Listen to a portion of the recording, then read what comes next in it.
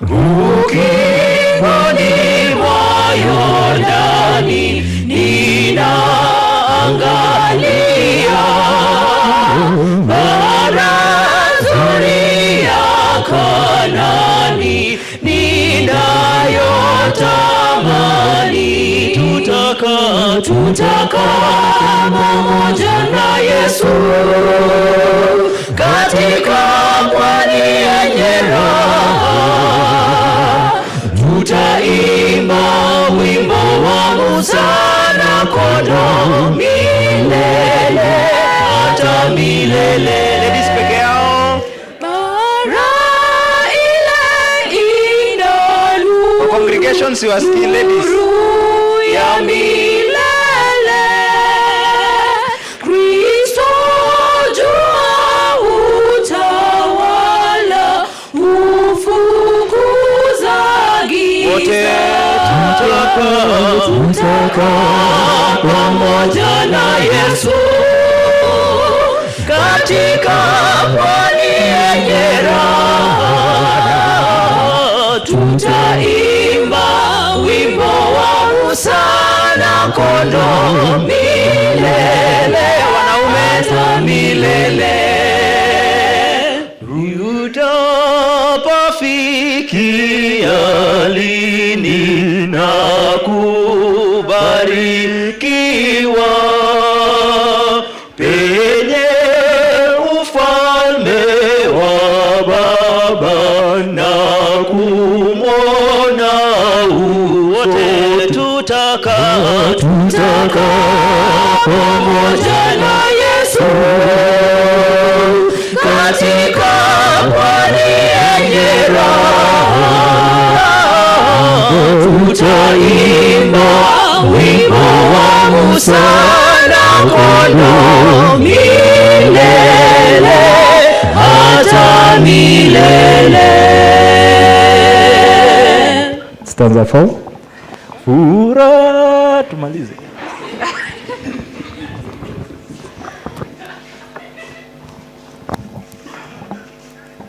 Good afternoon. We rise up.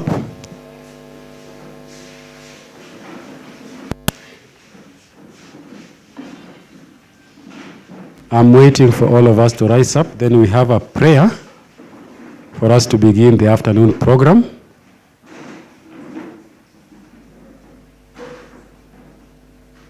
Let's bow down.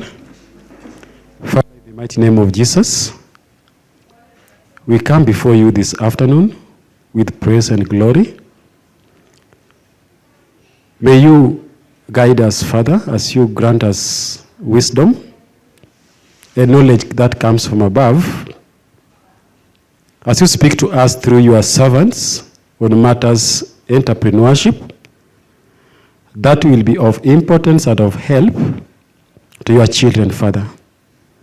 We thank you for the lunch that you gave us, going to give us the physical strength, Father, that this afternoon now we are going to embark onto the topic of the day. May you speak to us in a special way through your people, God.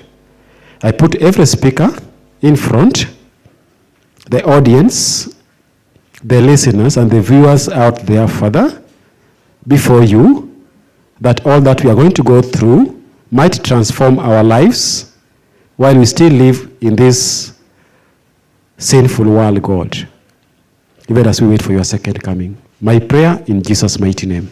Amen. We are going to have, it might not be a long program. We have like around 1 hour, 30 minutes before we conclude the agenda of the day. We have 2 speakers still with us, so I'm only requesting all of us that we remain to our seats, be good listeners, we avoid movement, so at least we may grasp everything that our speakers are going to relay to us, as we expect our business mind, our entrepreneurial mind to be changed today in a special way. And most probably when we come to the end of this, then I expect, even to myself, even to the entire church, from the youthful generation, that we may have something to call a venture for us to get into. So at the end of the day, we expect each and every individual to tell us basically what they expect after today in terms of having, so to say, another alternative source of income for those who probably are in employment. For those who are still in school or in college, maybe it might be much instrumental for you as you carry on with your studies, and even after you graduate from campus or from college. And even those probably who have already graduated, then we expect that there's a period in waiting before you get that job that probably you are looking for. Then what do you need to do? Because life has to continue with or without job. I mean formal employment. And therefore the business venture comes in. The entrepreneurship comes in because your pocket needs some coins. This coin, you may not get it while you are on bed, because there is one thing, by the way. The only surest way for us, me and you, to stay poor or to be poor is to do what? To remain on that bed. But all of us are out of that bed for a purpose. Let us listen to what our guest speakers have to say for this afternoon as I welcome Brother Tai. Karibu. Thank you. So we proceed where we left it. I'm standing here so that you can be able to, we are using a projector this afternoon. So we were talking about the components for business model canvas. Anybody who want to start a business who is here and maybe is asking him or herself so many questions, where should I start from? We have 9 components. The first component is customer segment, value proposition, channels, customer relation, revenue structure, key activity, key resources, key partners, and cost structure. There is a chart that I want us to fill so that we'll be able to understand. But we are filling the chart with everybody who is here. It's I need everybody to participate. We move to, this is the chart that I want us to work on. So I'll take short time possible because I also want to give time to my sister to proceed with her presentation. So these are the ones you want to start any business, whether you want it to sometimes grow to be a bigger company, but you have to start small from this point. Once you draw this chart from your booklets or whatever you're using, either a tablet or the phone. So I want a case scenario whereby we want to start a business today as youths. And because it's an interactive session, which business should we start? So that we fill this chart together. By show of hands. Yes, Ben? Come again? Milk production. Another person? Car wash. Agribusiness. Construction logistics. Ile side ingine? Okay. So which one should you go with? Car wash. Car wash business, yeah? So we are doing car wash business as youths of this church. The only thing we have is hope. Yeah, we only have hope. And again, the hope is also important because not that all youths are here today. Yeah, some were supposed to be here, but they're not here. Or some are doing other things outside there. But you, thank God you are here and you can able to listen whatever we want to say. So we don't know the cost structure, the amount that we'll use to start this business, but we have the key activity, which is car wash. Are we together? Yeah. Now we're coming back to the second activity, which is a second component, which is revenue stream.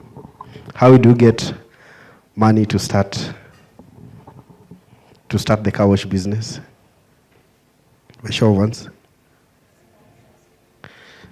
Sponsors.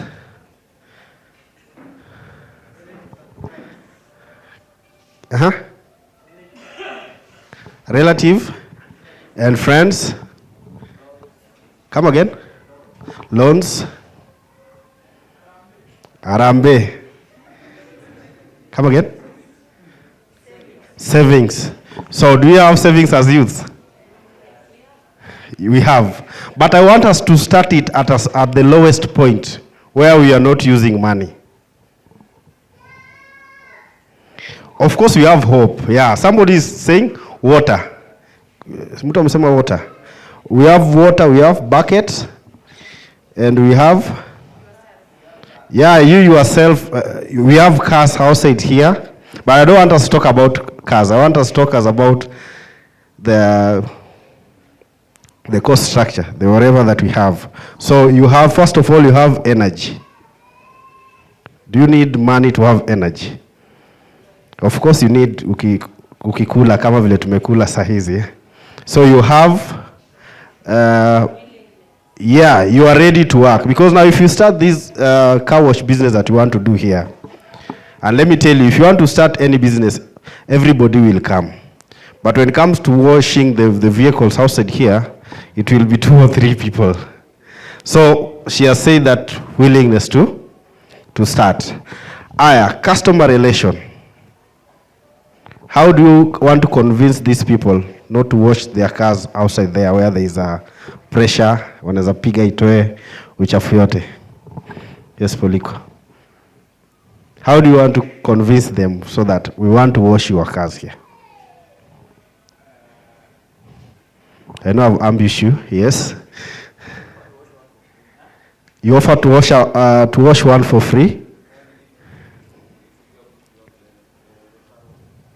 The referrals, another person. Yes.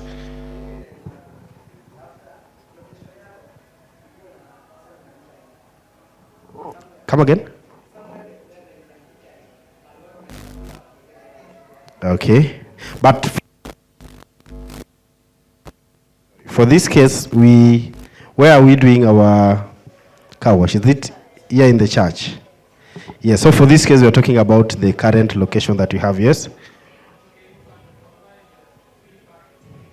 Free parking?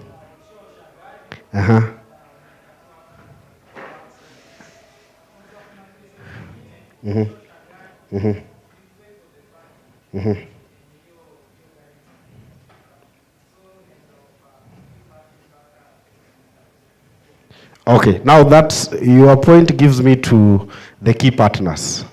Because this space is not only youths occupied here. You have to consult church pastor, you have to consult elders, those who are in charge. So your point falls under key partners, which is very important. Offering complementary services like?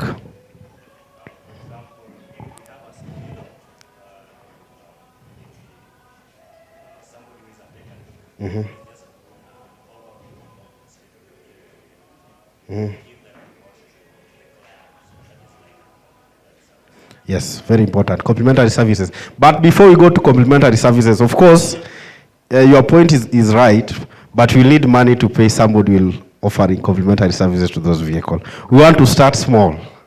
From here, we don't have money, but we want to operate the business. So your point is there, but keep it there. It's coming somewhere here, okay? Ben? Maybe we can talk of the cost. You offer maybe cheaper than outside there. For example, if it's 100 shillings, now you offer at 150. Okay, that's a good point. By word of mouth and referrals. By word of mouth and Referrals. Yeah, by word of mouth and referral. Customer relation, a very good point.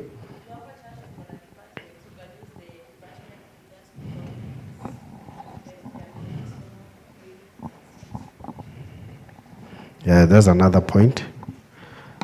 Yes, Polycarp.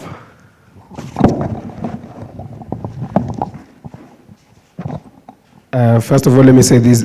If you want to say something, kindly wait for the mic because the camera needs to receive whatever you're saying. Okay, sorry. Yes. So mine is, you may offer, kama ushago nilikuwa naona mtu akifungwa posho meal, that first day, village mzima mleta mahindi mnasiaga bure. So, we can do this. If you are starting it tomorrow, we tell the church that on next Sunday, carpets, cars will be free. Bring them, we wash them. Then if we do a good job, of course they'll come the next time, now with money. Okay, very good point. Any other person before we proceed?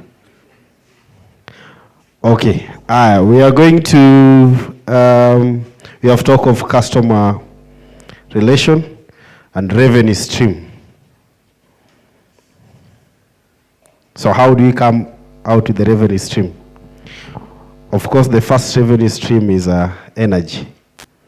And somebody said willingness to wash the car. Another? Remember, we are starting small. We are not starting with money. So once we start small, we'll be able to build up, have savings, take loans as we move forward. We are not starting with the washing machine, the one that has pressure.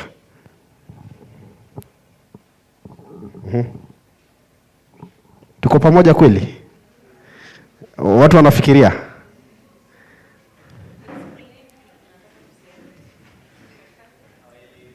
Hauelewi? Okay, what I'm trying to say is a revenue stream. How do we get money? How do we get resources to start this car wash business? Of course, I've said, but we are starting without money.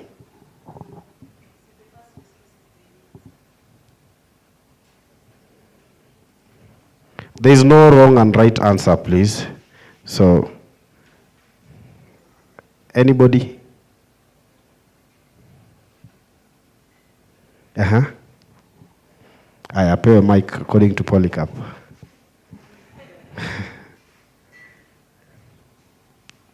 My name is Immaculate. Yes. You can borrow money. You can borrow you can take bucket from your household or water that you use at home for the start. Very important point, because you see, main reason a number of business do fail for the start. You want to start with what you don't have. You realize this point. You want to start with what you don't have. A good example is, and Poliko is my good friend apart from my colleague. While Poliko was starting Poliko Media and the stuff, and I'm glad that we are here and is part of us and we support the brand. I know you will not beat me after this, but let me say. So Poliko sent Natalie, who is my shemeji, to talk to me. And then I said, who is Poliko? And then Natalie said everything about Poliko and how Poliko works extra hard and everything. You see those PR that people normally say. So it was not enough. So Poliko himself, I don't know why, he approached me on Facebook, send me a DM. I can do this, I can do this. Because tujaona kazi yake. You know. The other day, I hope he screenshot some information, how we used to chat on Facebook. I saw it on his status. So 1 year down the line, then we say, no, why don't we try this guy? So for him, he said, no, you will come, we do it for free, and see if I'll be able to offer what other guys are offering. So I gave him a chance. And that day that I gave him a chance, he did not turn up. He was having an idea. But then he said, there's some way I can get a camera, then come and capture the memories for your clients. And then I say, okay, proceed. So he kakuja na camera, akashika. And the feedback from the clients, ilifanya the following day akapewa contract. So it's what you have to also make you to grow. So up to date, if you see Poliko Media, and the other day he said that Sometimes we do communicate. I'll not be able to go to work this time. I'm working on this project. Then we negotiate. We say, what the value of this project? He says, this project is this amount. And can we get somebody to fit in for you? Then say, okay. He goes. That's why you see him different locations, because we need growth. We need growth. Hatuwezi kaa place moja. If you get a greener pasture, good is well and good. So back to the BMC that we are talking about, and let's move to another page. Yeah, so the key resources, these are necessary to create value for the customer. They considered assets to the company. We have talked about the key resources, and what we want to do for this case is car wash business. Let's proceed. I want to take shortest time possible. Then value of preposition. So we have two components under value of preposition, quantitative and qualitative. I'm trying to move so fast so that within that 1 hour, within that hour my sister can also talk, and also this presentation I'll leave it here with Poliko so you can go through it.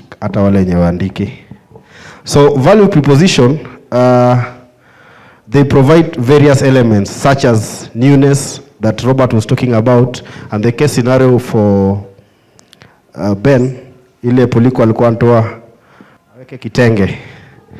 So these are value of preposition that drives whatever you want to do. For instance, somebody was saying here, they provide complementary services. Those are value proposition in a business setup. But that one now depends why the business has started picking. So if you have washed 10 cars, you can be able to save money for 5 cars and get somebody who can do other complementary services. Let's proceed. So they include like the newness in the, whatever you include in the package. Hence, Robert was saying it's called innovative entrepreneurship. Yeah. So customer segment, these are build effective business model. How you cooperate strategy to meet your clients. Are we together? Yes. How do you interact with your clients? How do you make sure that your product that you sell outside there, and also the market niche of your clients? Let's proceed. And now channel. So the channel that you want to do, actually all these components, they are intertwined. Ukitoka kwa hii, unaingia kwa hii, unarudi kwa hii, na unazunguka kwa hii, na it's in the circle. The channels that you use, somebody say that we'll talk to other department to support the car wash business. Another person said that through referrals. Another person will stand here after Sabbath, say, we youths, you have this project and we want to do this and this and this. And let me tell you, let me give a case scenario for now. How many are still in school now? 2, 3. The rest are either working or at home. How many are working? No, apart from business, employment. 1, 2, 3, 4. Now, I have a question. What was the first experience when you started working from your parents or your guardians?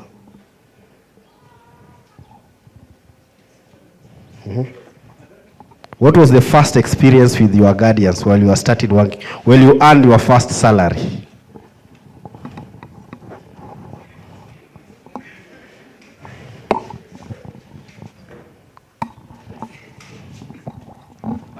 For me it was kinda my dad and my mom were both expecting. Una hiyo jioni yenye nimekutoka kazi? Yes. That same evening they expected something out of me. So nikamwambia mshahara si ya leo ama kesho. Yeah. It's nina huko. Yes. At that time sijaongea bei na the employer. Tuko tumesikizana in any way, but mzazi anajua nimeenda kazi, alikuwa na expect something na sikuwa. Good. Alikuwa Now, frustrated. this inafanya niwapatia story. The moment that you are now in school, make good use of school. Of course, people do not go to school so that they can get jobs. You go to school so that you can relate well with the people in the society. The knowledge that you acquire there, you can use it somewhere, you can start your own business and grow somewhere. And let me tell you, and this is a secret that nobody will tell you, the moment that you start working, your parents or guardians will start taxing you. They'll behave like a government. And that is there. I remember sometimes back, my mom called me that upepo imeenda na mabati. So as a son, what do? You go buy new mabatis, so nyumba itengenezwe vizuri. So I asked, what's the quote? Akaniambia they are coming to around 60,000. Fundi, labor around 20. So unajua ile uko mahali wasema mzazi ananyeshewa. So I sent 80,000. So where I come from, and people from my place for you guys, they'll tell you kuna mamilima. So like kwetu kuna mlima. So ukiwa kwa barabara unaona nyumbani before ufike. So while I was driving home, naona ni ile mabati ya kitambo ile yenye nilizaliwa nayo. And then nikakuja vizuri, nikapark, nikashuka, nikamwambia, so what happened with this mabati? And she said, while you guys were schooling, you were asking for some money like tunaenda trip wapi na mwendi. I used to give you, so I'm just taking it back. So what I'm trying to say is that even as you grow now, make good use of the available opportunity that you're being given by your parents. Let's proceed. Yeah, customer relationship. This is what we were talking about. And again, under customer relationship, there's one philosopher who said that don't take care of your clients. Take care of your employees, and they'll take care of your clients. So how you treat people that you work with. Ben, tomorrow you'll employ somebody to assist you there. Treat them well. Once you pay them well, you never find them even gossiping you with the clients at Ben and Buyer. And same clients, I have a case scenario where somebody was opening another company in my own company. Because umekuja ukaambiwa na client, I can pay you. How much this guy paying you? He's paying this amount. I'll double that. That's not a problem. You might accept that offer of getting higher amount. But now remember, for all this business to succeed, this person amepitia different stages. Kuna mali anaanguka chini, anaumia kabisa, anachukua 1 week, ana strategize, anarudi. But sometimes when you see people, we are using a case scenario of Ben, if you see him maybe kona kashop mahali and is doing that, you feel it's very easy. It is not. So it's about customer relation, how you interact with your clients. Sometimes I do talk to my clients one-on-one, and it's good 3 or 4 my clients are here, kina D and of course Nani there. They do come to our travels. Sometimes I do talk to them one-on-one. Why? Because they are my clients. And in any business that you do, before they give you a title, don't give yourself a title. Don't call yourself a CEO. Let people call you. Don't call yourself a director. Let people call you.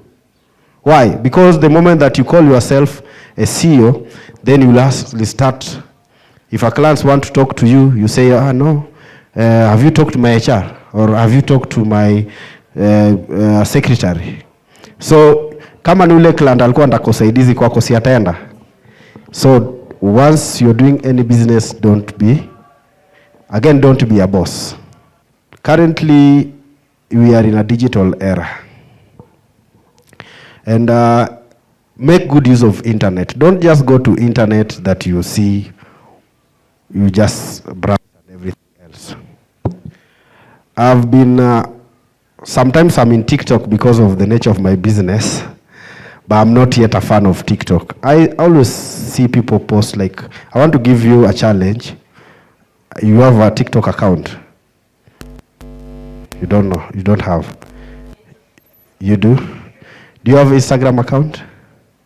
Facebook account? For the church?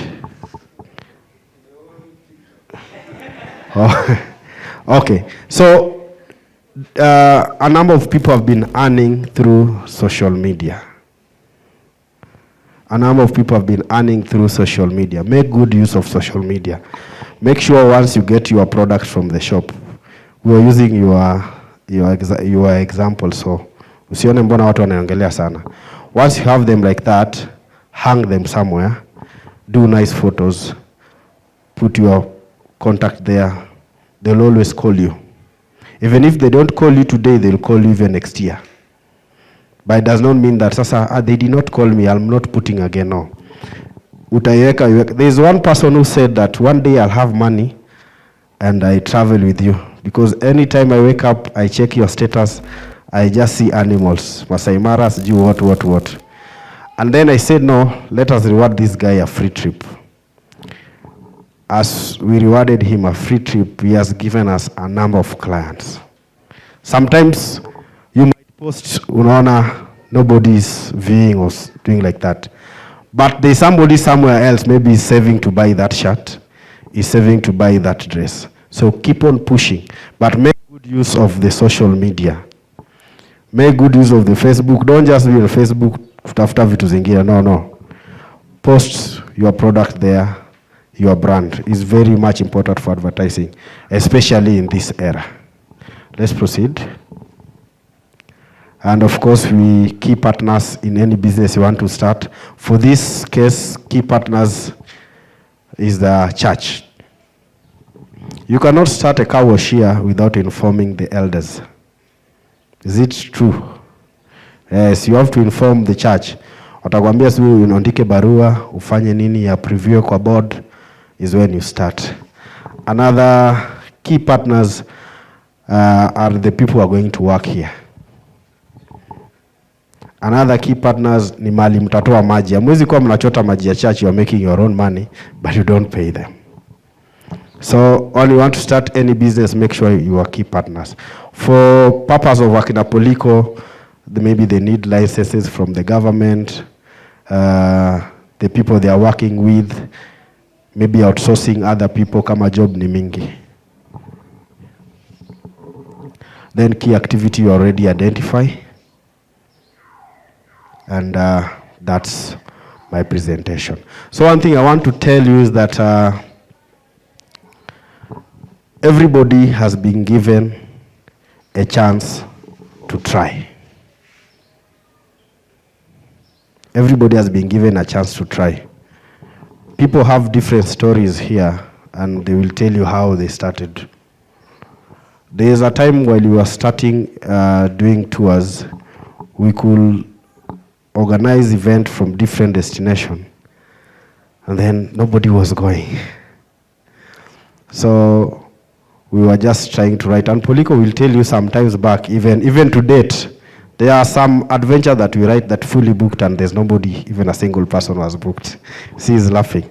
Main reason we say it's fully booked, we want our followers to know that this is something that is moving on. Tukisema fully booked, and maybe you wanted to go, na utasema I'll go next time. Sometimes we even upload past years videos or photos, say for the same destination, to make sure that people are at par. They know that this thing has been happening and this and this. And the challenge I want to give to everybody who is doing business, please don't stop. Yeah, the word failure should not be in your vocabulary. So keep on pushing, keep on pushing. If it's not adding up, you try push it. If not adding up, you try push it. I'll leave you with a verse, Psalms 124, that says that if the Lord was not on our side. So the Lord has been there for our side. That's why we even come up with such projects. That's why we can gather here together to make sure that everything works well. Thank you so much for listening.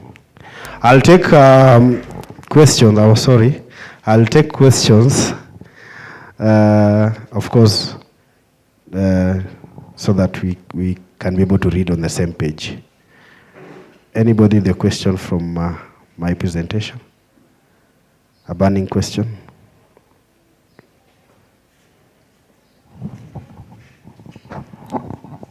Nobody? Or maybe we may have questions after, because I've seen in the program, it's like we are having some around 15 minutes for Q&A. Okay. Yeah, thank you so much. Let us give him a round of applause. Thank you so much, Tai. I hope you guys are getting something. And make it interactive, because you don't need to walk out of this place, then you still say, I don't know what I'm going to do. I'm serious on this. Just allow me to be serious. Let us walk out of this door today. Then in case we didn't have an idea of what we can do with or without finances, because now we have been taught, it means we can start even when we are at zero. Make sure that you walk out of this door of the church today. You are at zero, but you can start from somewhere. That's okay? I thank you so much. Allow me to welcome our last speaker, the only fish on the panel. So that is our CEO, by the way, Lavender. Welcome.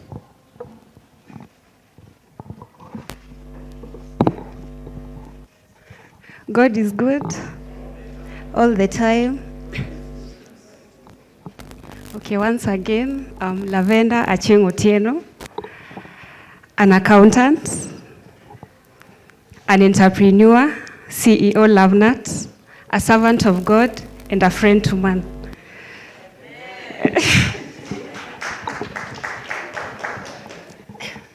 And Lovenat, okay, actually, Lovenat, as the name suggests, it deals with peanuts. And okay, let me say, when Polycarp approached me, akaniambia like, I want you to share your story with, like I want you to be a guest for our Entrepreneurship Sunday. Like kidogo, I was hesitant because I've never shared my story like in an audience. Most of the time naifanyanga like in a personal level. But now, nikasema, okay, I believe in a saying that says, you save yourself and save a few. By saving myself, it means, venye nimefanya biashara and the way it's going, have saved myself, sindo? Then if I share it to others, since my story ni yenye, most of you can relate to it. Mmeniona nikikuja nayo, nikiwaambia, like you can relate. So by that, I'll save a few, sindo? Because najua si nyinyi wote mtaanza biashara.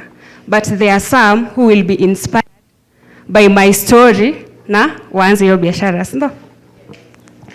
Okay, so I'll go straight to, okay, I'll just say few things zenye nilifanya zikanifikisha up to where I am. And okay, my first part of starting my business was, okay, making a decision. Making a decision. Wanasemanga, ukitaka kufanya kitu, lazima uiweke in your mind. Because if it's not in your mind, haita actualize. The moment uko kwa mind yako, hata kama sometimes you don't know utaifanya nini, like it will just happen. So, let's say when nilikuwa high school, I used to kutamani to do business. But I never knew what kind of business I'll be doing. And most of the time wanasemanga, the longings of a lazy person will add up to nothing. Sindo? Because kila mtu anasema nataka biashara, nataka kufanya biashara, but utabaki tu kusema unataka kufanya hiyo biashara if you don't actualize it. So nikatamani biashara, but I never knew what kind of business I'll be doing. And then, okay, one of the things that inspired me too, okay, most of the time I found myself watching movies. Nilikuwa na watch movies, you find women ni entrepreneurs. Alafu, you look at their lifestyle na unatamani kukaa venye wanaishi. Juu napata mtu ako, yes, she's a woman, ako na time for the kids, for the family, na pia anaweza pata pesa. So like, such are the things that inspired me. And also, wanasemanga pia, the first step to financial freedom is getting sick and tired of financial slavery. Ebu imagine,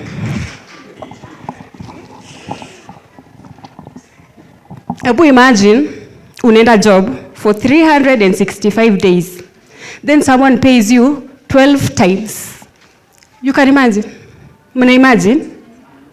See, like, it's not fair. 12 times 365 days. Hata I add up, sindo? So like me, I saw like, inakaa mchezo kidogo. In as much as I would want to do business, but maybe, okay, I would want to be employed, but at least if I can have something to complement nayo, itakuwa better, no? Okay, that one was, you decide. Then the second one, you enrich your mind with the knowledge. Like, sasa mimi, nilikuja decide, then said, I want to do love nuts. So enriching yourself with the knowledge is like you read articles, and maybe you look around, unaona wenye have been doing the same business, and unaangalia like, what can you do to make it better than hizo za wengine. I can say that if your eyes is pure, your mind is pure. Most of the time, you are always a reflection of what you feed your mind with. Sindo? Nikifeed my mind with the good things, I'll be a reflection of vitu mzuri. Sindo? When nilifeed my mind na biashara, sai mimi CEO. Sindo?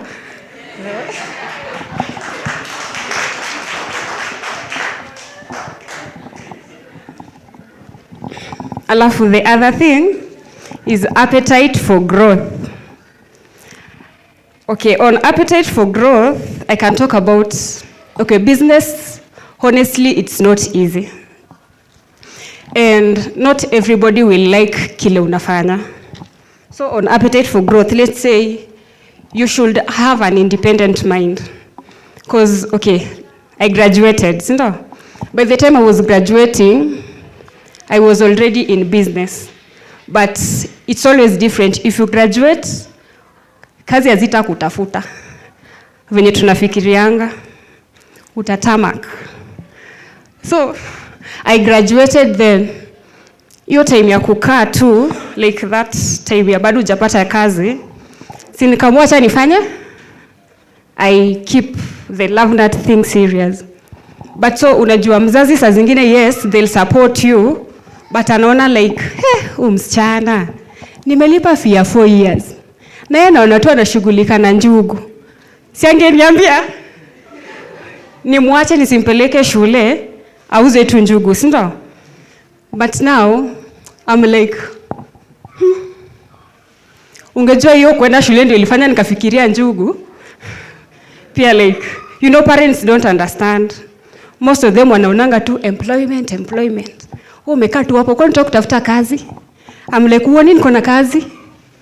So, like, you should have that independent mind. Because, okay, in as much as mzazi atakuona hivyo, yes, but pia there are other people who had told me like, you are graduates, utafute kazi. Na muangalia like, uko 40 na una kazi, si utafute pia wewe cause. Mbona watu wanakupressure like, tafuta kazi? Kwani hawaoni what you're doing? You get.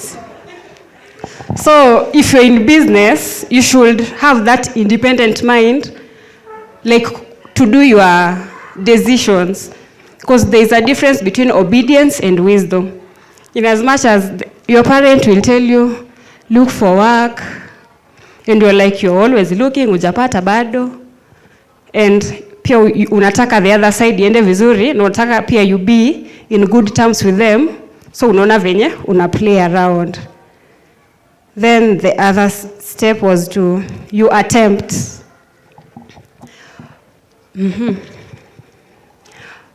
You attempt. So by the time I was graduating, I was already in Lavenat. And I can say it has been, okay, a good journey. And, okay, business haikwangi like a smooth flow. Up and down. And pia most of people here, by the way, they have been they have been very strong people in my growth, I can say. Because I have friends wenye wananiambianga ukweli. Kwanza ukipata Vera. Okay, there's a day, nilikuwa tu kwa shop. By then nowadays I have a shop. Then there's machine yangu ilikuwa na shida.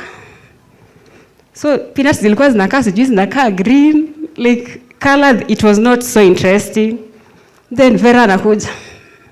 Hey, na hizo peanuts zako zinakaa aje, mimi sitaki hizo. You get? So, okay, mimi niliziweka hapo nikiona maybe watu hawataona zinakaa vibaya. But alikuja akaona inakaa vibaya akaniambia. So nikaona zinakaa vibaya. So like your friends ama there are people you work with wenye watakuwa wanakuinspire. Mimi naweza taja Dayo. Dayo ananuanga peanut yangu hata 500. Winnie, Polycarp. Wengine pia ni new clients. And then the other thing about nini I'll talk about is also nini, I always believe that if you've tried something and ime move mahali, don't keep quiet about it. Share it out, inaweza inspire someone else. Because there are people here wenye wanataka kufanya biashara, si ndio? And here I am, you've seen me move. You'll be convinced to say kama Lavender alianza hivi nikimuona na amefika somewhere, I can also do it, si ndio? And if you cannot tell it to people, maybe write it in a book. So other people who have the same dreams as yours, they'll read it na itawasaidia. Si ndio? And then, okay, I'm almost done. Okay, another thing I believe, pia like in business, if you're doing something, if you're doing a business, do it with all your strength. Like fanya na roho yako yote, have passion in it, because there's a time utakuwa na products, people won't buy, ama unaweza kuwa you're doing the production na zitoke vibaya. But if you don't have passion in whatever you're doing, like you'll just give up. So, okay, I'll finish. Na nitamaliza na nini? Matthew chapter 6 verse 21, which says, where your treasure is, there will your heart be also. Asante. That's wonderful. Thank you so much. Lavender, the CEO. CEO inamaanishanga nini? Oh, that's great. No, I knew, but I thought it meant something else. Yes. So thank you, our guest speakers for today, for walking us through this stage. Now we are coming to the last phase, the phase of Q&A for the panel. And I'll just humbly request the PA team that at least you have a microphone moving around for questions and answers. We're tackling the questions as they come, being written down.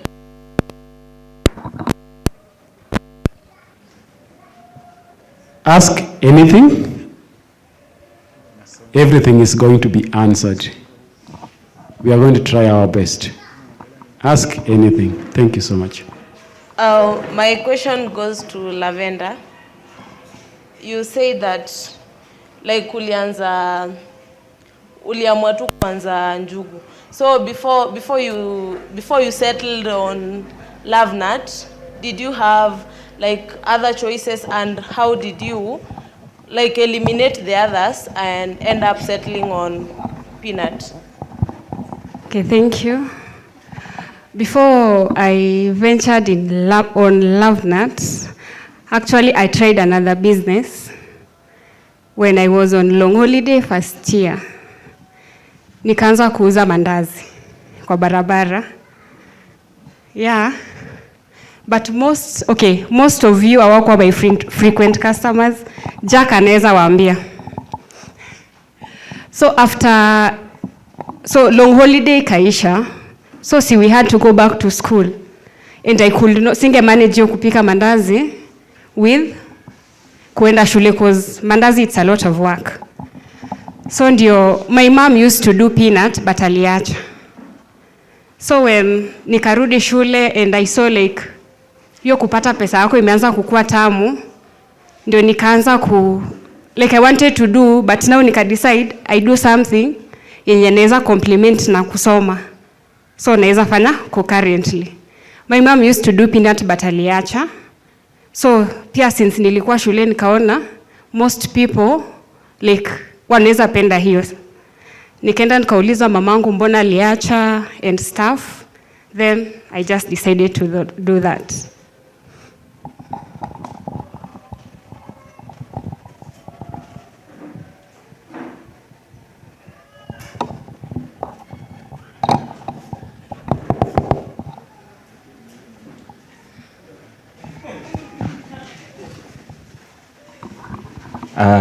You say to start a business, you must be passionate in it. So, can I start a business and grow the passion as I go? Like, I'm not into something, but it has money. So I start it, and as I go by, I grow a passion towards it. So, is it for a right reason or?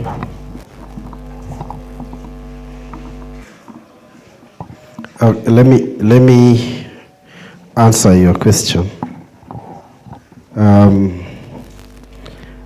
You say you want to pick your passion as you go. What if it fails? Because you have to fail. You see, the person who, scientist, the person who worked on the bulb, they say that he failed for 99 times. So he tried on the 100th time, no tukapata bulb. What if achat maybe 50th time? So what I can advise you is that have that passion while doing that business. You see, once you have passion, you'll always post it. Hata kama iko na mavuno ama ina, you'll find yourself you're into it. For example, if you love cycling, you will find yourself umetoa baiskeli, unaenda kasa, unateremka ukirudi, because it's something that is in you. Then later on, una realize that people can cycle for a living. You know, so what I can advise you, don't pick a business as your passion as you go. Have it with you. Yeah.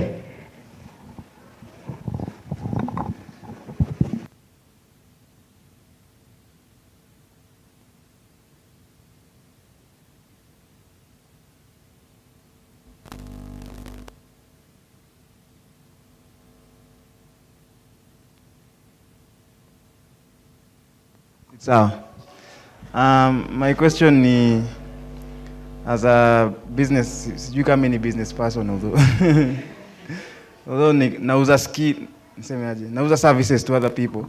I do production music. So acha nipeane na example yangu. Of course, kwa business kuna times iko up, iko down. So how do you deal with those times when iko down? Like for example, music production, mwanzo wa mwaka kunanga kazi because no one is recording anything. Unaona? Then when makambi inakuja kukaribia, then unajua, so for someone who's starting out, so how would you deal with not the money part but mentally your time when you go down kabisa and it seems like this thing is not working out in that area? Eti unatoka?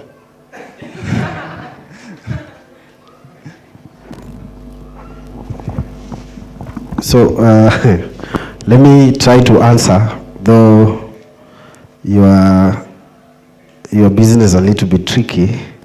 But again, I want us to relate with the COVID time, because COVID hit like everyone. So there was no movement. People were just staying in the house and so on. And I want to maybe challenge you, that period that you feel is a low season on your end, try to look something in this your field, what you can do. For instance, during the COVID period, people could not travel. There were no non-residents who were coming from foreign countries to come here to go to the parks and everything. All the hospitality industries were all closed and there was no business. So whatever happened, we could record. We created a kind of a website, but created morning workouts, post it there. People could subscribe and pay only 100 shillings to watch. Because that period people were so lazy. People were trying to look, what can I do? Hakuna mali unaenda, uko tu hapo. So people could read more, people could watch more movies, but unapata watch all the series or rather all the clips umemaliza. So that's how even the online content creators wakaanza kudevelop. If you know, the online content creators imeanza kuja 2019, 2020. That's how it started developing. So the only challenge I can give you for that period, don't put the mindset of it's a low season. Put the mindset that every day is a season to you, whether good or bad. But try to develop other things. Being that you are good in production, you can start, maybe come here, train people. Or if you can't train people, you can look for other choirs that need maybe trainers. Of course, I was listening to you here, the vocal is good. Look for people there, they need teachers. You go train them, get some extra coin. As well, you market your product. You say, now we are doing good, next time come to my studio and record. Yeah. Thank you so much. So maybe going forward, we will also wish to get to know basically what do you do, or what do you intend to do, in case probably you are not engaged at the moment anywhere. So at least when the panelists are advising, then they get the best direction probably to pick. So as you answer as you give your questions, first start by telling us what you do. In case you don't do anything at the moment, tell us probably what you intend to do. Then we can get how to pick it from there. Maybe before proceed, there is a note here. Maybe you can just ask as I react on it. I don't know the person who has written it here, but we Puliko wendo umeileta, so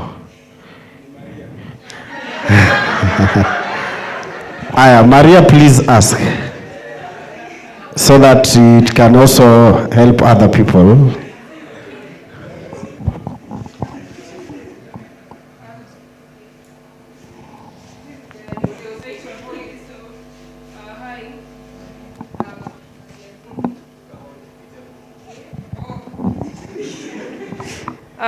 Maria Stacy.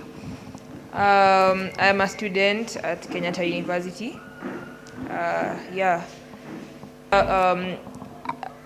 From the poster, from like the posters Polycarp was sharing, it seemed like you left your formal employment to start your business. So I was wondering, like, at what point did you know formal employment wasn't working for you? And was it, let me try something out, see if it works. If it doesn't, then I'll find something else. Like, was it a risky move? Okay, of course, most business endeavors are risky moves, but was it a lucky move? Like, let me see if it works out, then that would be nice, or was it like I'm starting this for good, so you needed to like invest everything you had on that business, not career, yeah, but career generally, yeah. Okay. That's a very good question. It was written here, so I wanted you to ask so that everyone could also understand. Of course, if you just try to quit your employment, you will have a number of enemies. And there's a book that was written, An Enemy of the People, by, who was the writer? I can just recall the characters, Dr. Stockman and other people. Now, the moment that I resign, I want to, before I resign, you have asked why I decided to resign or something like that. One, where I was working, we were not allowed to have your phones. Yes, because they say that kitu chafu kwa dunia yote ni simu. When was the last time you washed your phone? Never. But normally have it in your hands. Sometimes hadi unakula na unafinya. So I was in a sector whereby I was dealing with medical equipment. So ungeshika simu na bado urudi ushike the equipment. So hiyo ukipatwa nayo is a gross misconduct and you just go home. Hiyo simu that nowadays people wanashika. So I was trying to do something. Before then I was employed. So I was employed but trying to create something out of it. And then I could realize later on in the afternoon, because you could clock in, then put your phone in your locker, then pick it later in the evening. So later in the evening, I could receive a number of calls, missed calls here. And when I call is a client say that, oh, sorry, we were looking for you, but we have booked another person. So I tried to get somebody who could receive my calls, and this person could direct those calls to another companies. Maybe he or she was being given more commission than the other companies. So I have my own clients, but somebody is directing them to another company. That's another risk that when you are a business person, you have to experience. You might employ people, but working for other people, but you pay them. So one day I decided now I want to do away with my employment and then now venture into business. One reason is that we were not in good terms with my HR, because my senior happened to get a greener pasture, and then I was replaced to his position. So if she's my senior and she's earning at a sub amount, then yangu iko hapo katikati. So I was given the position, the post, but with the same salary. And then I had that problem of calls from clients. I said, no, I think this is the right time to resign. Then immediately I resigned without telling anybody, anybody from my family, and I had enemies from brothers, sisters, my mom. So my mom could call, nasikia umeacha kazi, shidako ni nini? Then if I have my 5,000 I send to her, then she goes silent for 1 week. Then the following week she'll also ask, what happened? So even to date she doesn't know, she doesn't understand. Of course, our parents take us to school. For them, they want employment. So the moment that they know maybe you're working for the government, they say you are safe. But again, immediately I resigned, I lost friends. Because if I could have something I could hang out with friends, then later on nimeacha kazi sina kitu. Friends walienda because I was not of help. So I lost friends. Family members were not communicating, and it was tough the first 2 months. So I was surviving from my savings. But later on when it started picking is when now I started to, hapo sasa ndo utapata praises, usikie, we knew we could make it. Tulikuwa tunakuona, we were not supposed to be there, and sort of stuff. So what I can say, the moment that you decided that you want to start something, be ready for the challenges. The challenges will come, you will try it for the first time, it will not work out. You try it for the second time, it fails. And maybe when you want to give up, you try the third time and it speaks, and there you go. I think I've answered your question. Okay, thank you. Thank you so much. Polycarp, you have got a question? Give him the mic, please. Saseni, I'm Winnie, a secretary. I'm employed, but nataka kufungua biashara. I've tried so much, but at the end through, I don't know why. I'm a saloonist, sijasomea, though ni passion napenda tu. Alafu iko na challenges mingi. Ni kitu ya misimu. Let's talk of that. Again, I've tried mitumba business. Vitu kama hizi sweta za hood kuziuza. Unapata kuna ile time zinaenda, msimu ya baridi zinaenda. Alafu jua ikiwaka haziendi tena. I don't know how to cope with that. The third thing, kuna hii biashara ya M-Pesa shop. I've also tried that. Unapata, unaanza, uko na hiyo capital, you start the business, but kuna challenges.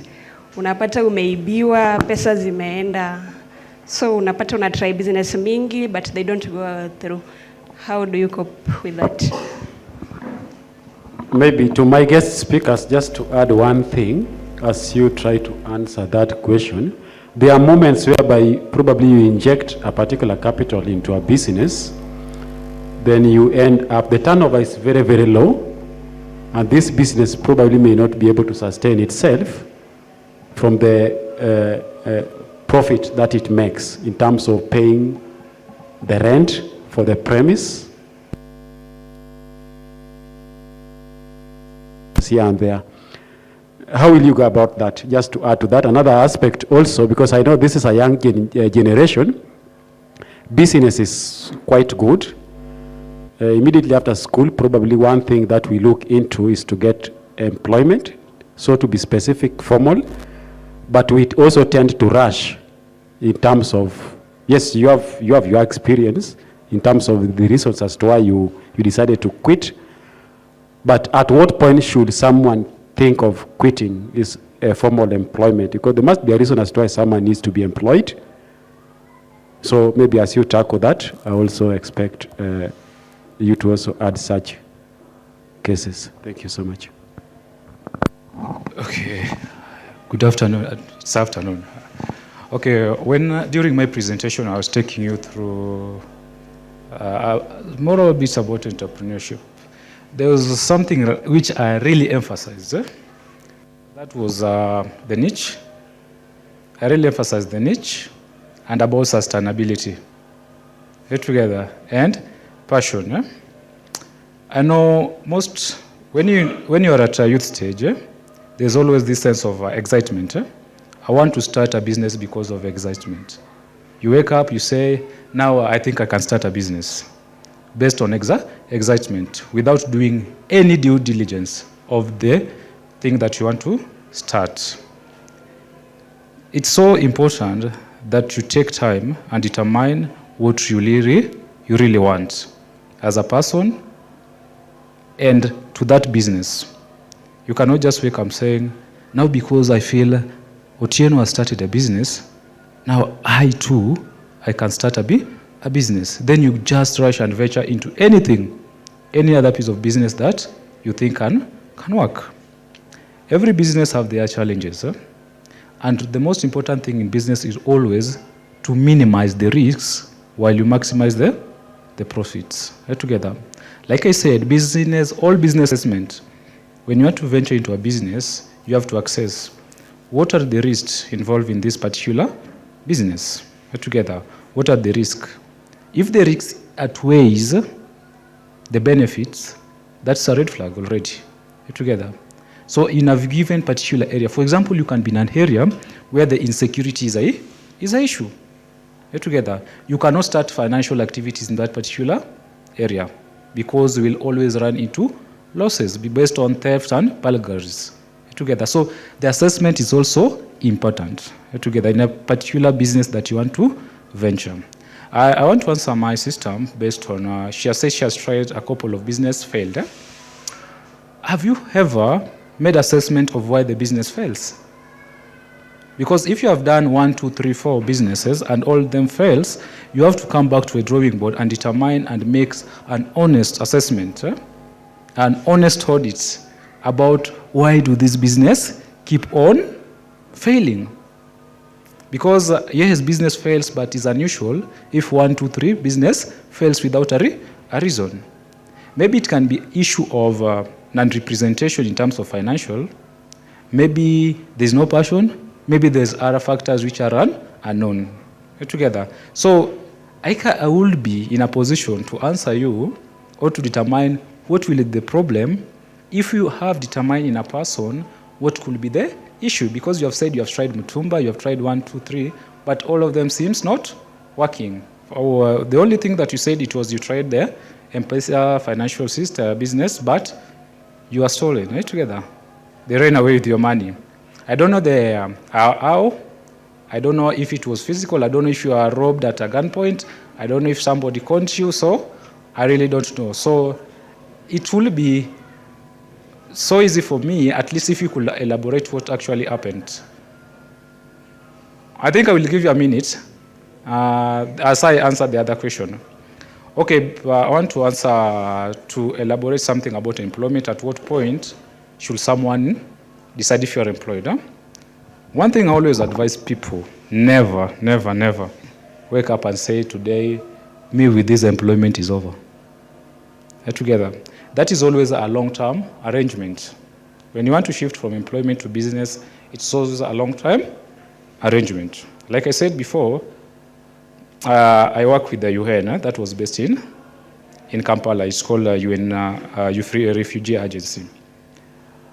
As I was working in the UN, it was a contract for like, it was a contract like a 5 years contract. Before I joined UN, I was working with the Tuskies as a audit. Before Tuskies collapsed.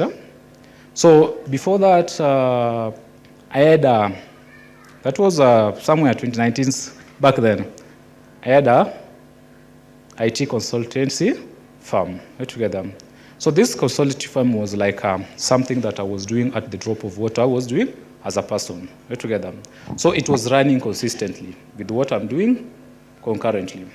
Then the UN job came. It was still running. So it reached when COVID struck, almost business collapsed together because there was, people were saying, now, I don't need these. First, I want to survive.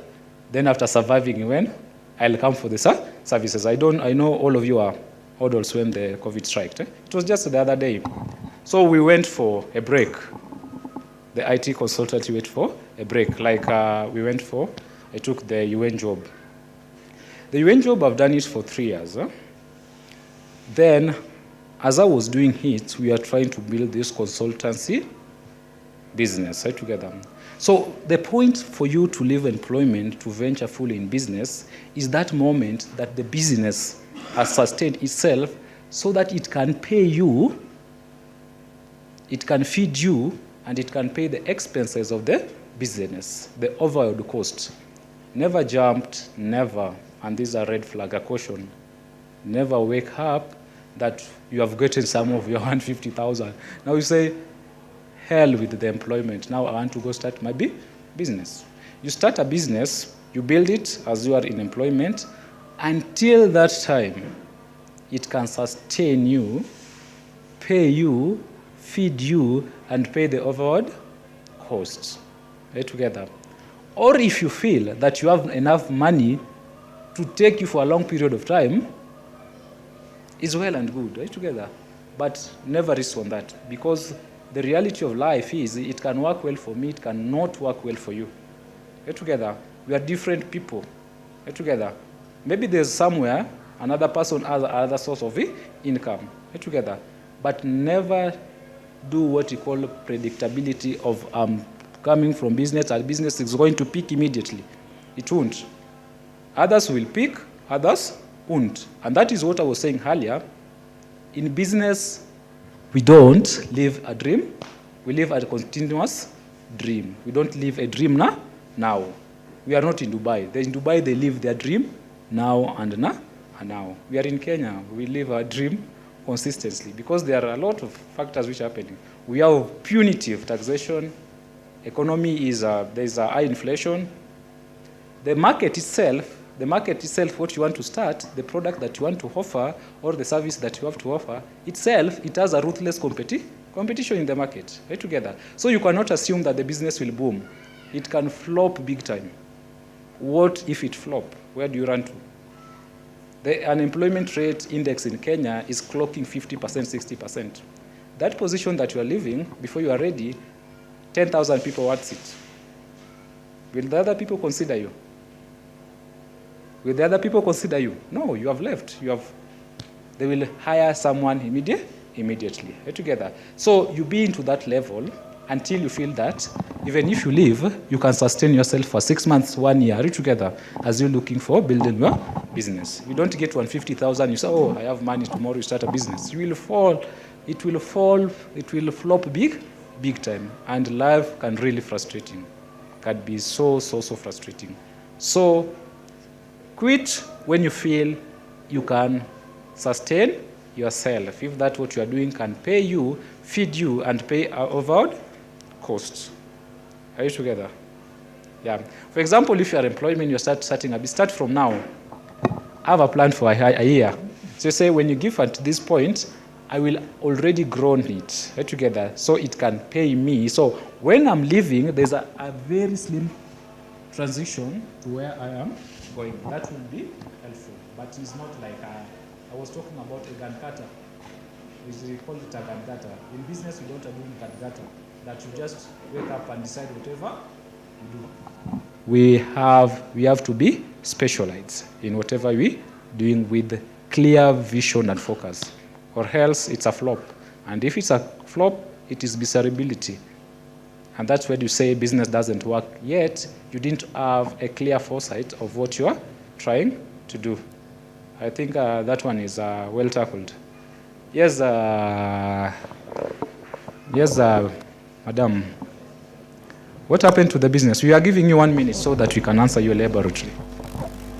Okay, I started a M-Pesa shop, but then I was employed. Then you find you're employed, you want to start a business, then you put somebody there, you employ the other person. And he was like, nimeibiwa, nimepigiwa na watu wa, unajifanya ni wa Safaricom, wakaniambia ni dial hii na hii kwa till number, na pesa imeenda. You find that pesa imeenda, capital imeenda yote. Then, biashara ya mtumba, hizo sweta, unapata kuna hile time mvua inanyesha, watu wanatumia sweta. And then kuna hii time jua inawaka mpaka hata kuvaa tu sweta uwezi. Unaona sasa biashara haiendi. Hapo una stop. And then kuna hii ya salon. Una try, lakini sasa unapata kuna wale marafiki hauna shop, but then uko na marafiki wanaweza kuja home, unawafanyia nywele. But kuna ile point relocate, huwezi wapata tena. Sasa hapo pia kuna shida. Okay, I think now I've tried to digest what you're trying to tell. Before I answer you, there's some things I talk about, yeah? In business, we have a seasonal business, yeah? Like I was trying to answer the guy, there's what you call a seasonal business, eh? Like you cannot sell, now it's a rainy season or sunny season, like it's blended, eh? Now you can sell umbrella, you cannot sell umbrella, I don't really know. But there are times that it's rainy season, you have to sell umbrellas, right, together. And when it is so hot, you have to sell umbrella also, right, together. So there are some business which are seasonal business, right, together. So when your business is not really sustainable, right, together, when the business is not really sustainable, right, together. And I'm not going to go to the direction of entrepreneurship, because that one you are talking about business person. If you don't have that sense of, if you can, for example, the kind of business that is a small business, huh?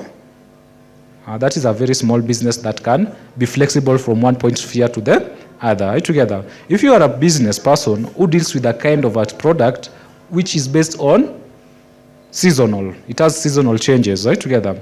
So you must be able to determine in this season, this business will shift, the demand will decrease, right, together. So you try to go to another existing business that it can work for you, that the demand is high at that particular peak moment, right, together. So because when you want, the most tricky thing is when you are venturing to a seasonal model kind of a product, you must be so wise enough. Because when that season flops, what will you do? Together, you must have an alternative, right, together. Then when you talk about the M-Pesa thing, I know what M-Pesa nowadays is every corner. It makes work easier. But the most important thing is it must have trust. If it doesn't work, now try another one, right, together. But not smaller duration of time.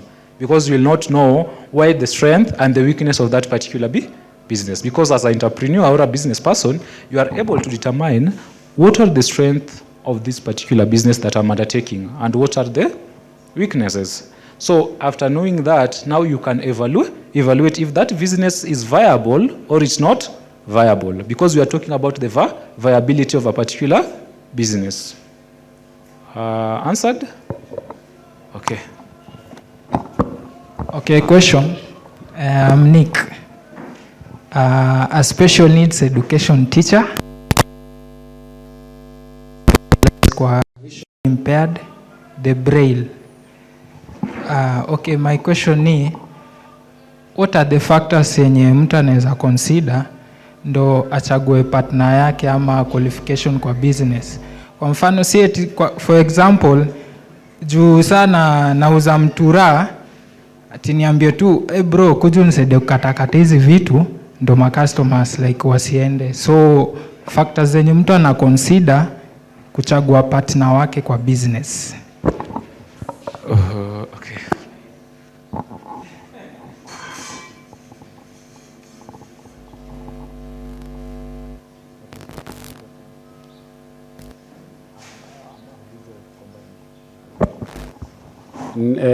Next question. Okay, hello.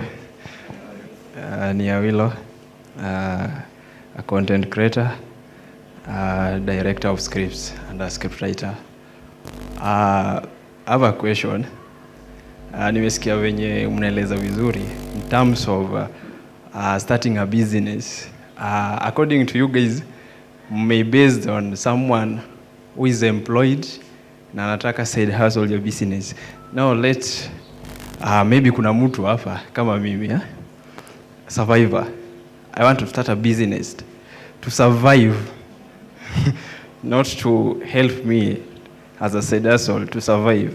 Something I depend on, nitalipa rent pale, you know. So how can you advise this person? Because unapata at the end of the day, landlord pale atataka rent yake, na pale huko pia you have to pay, you have to buy stock again, and then you find out that maybe business is not working out for you. Maybe 3 months is not working. You have to eat, yeah, you have to pay rent where you live. Pia lazima ufanye vitu tudogo. Like for example me, nimefanya several business. Nakuja 3 months nikifanya hivi, nikiona ina fail, anaenda kwa ingine. Because at the end of the day, landlord utamwambia manze, unajua nilianza business na bado haiendi vizuri. So mi nimeuzaji mandazi kidogo kai iendi, jioni nakata mboga pale, nimeuza mtura. I've done a lot of things, but at the end of the day I work because lazima nibuy supper na lazima nilipe rent. So how can you advise somebody who's trying to survive on the business, because employment bado pia haiko, na pia utaenda kila siku sema hakuna kazi? You have to do something to make you useful. How can you advise such person? Yeah. Okay, your insight is so good, yeah? Unfortunately, you are not in the morning session. Yeah, so you missed quite a lot, yeah? Okay, it's not like we are talking about the transition to employment to business. That was not the core of the forum, yeah? The forum was about entrepreneurship, yeah? Okay, the question just popped up was how can somebody transit from employment to be business, but that was not the core. I think we did a lot during the month session about entrepreneurship, yeah, which we learned a lot. But just to advise on that, yeah, you said that, okay, you are a survivor, you are a hustler. Yeah. So you have tried businesses, yeah, range, yeah, together. This is my advice to you, yeah? If you can have 2 lines of business, you seem dedicated guy, Why don't you sell mandazi in the morning? In the evening, sell chapati. During the day, kata mboga. That will be a pool of resources to what? One thing. Are you together? No, you say on weekends do content creating. Are you together? It will be a pool of, because you said you are a survivor, you have to pay, which is true. Everyone who is self-dependent at the end of the day want to eat. You have to pay your bills. Are you together? So at that moment, you have to create pools of funds. And like you said, you are dedicated. You can do these things. So why don't you try to put them together so that they can work for you?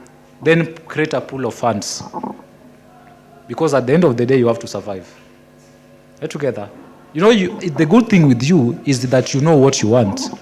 And dealing with somebody who knows what you want is so easy. So what you just have to put a little drive and create those channels of pools of fund. Ukipata 20 shillings here, another 20, another 100, content creating ilete ingine, at the end of the month, you will have something to pay your bills. Yeah? I've talked about drive. Eh? He knows what he wants.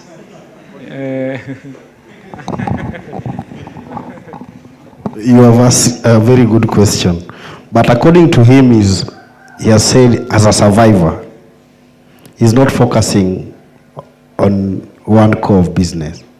So I think Robert has answered according to survivor, but not as a general view. Let me answer my brother Mwalimu here, who has asked about partnership.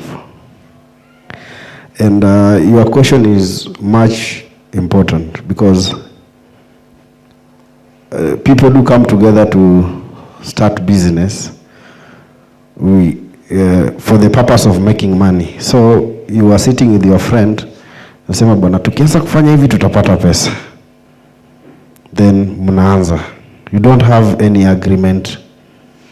Later on, maybe you have a passion towards that business and you are the only person who is pushing it. For him, it's there just to collect money. It's there just to collect money. So what I can advise, you cannot identify a person based on how he talks or from the looks. Atui nikiweka hapa anakaa brand ambassador, tutauza hii mtora. Hapana. What you do, kaa chini mwelewane.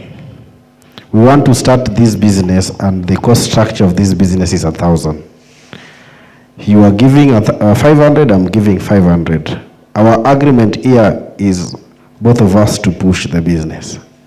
If you doesn't push, you don't get your cut. If it doesn't push, I don't get my cut. But much of importance is have an agreement.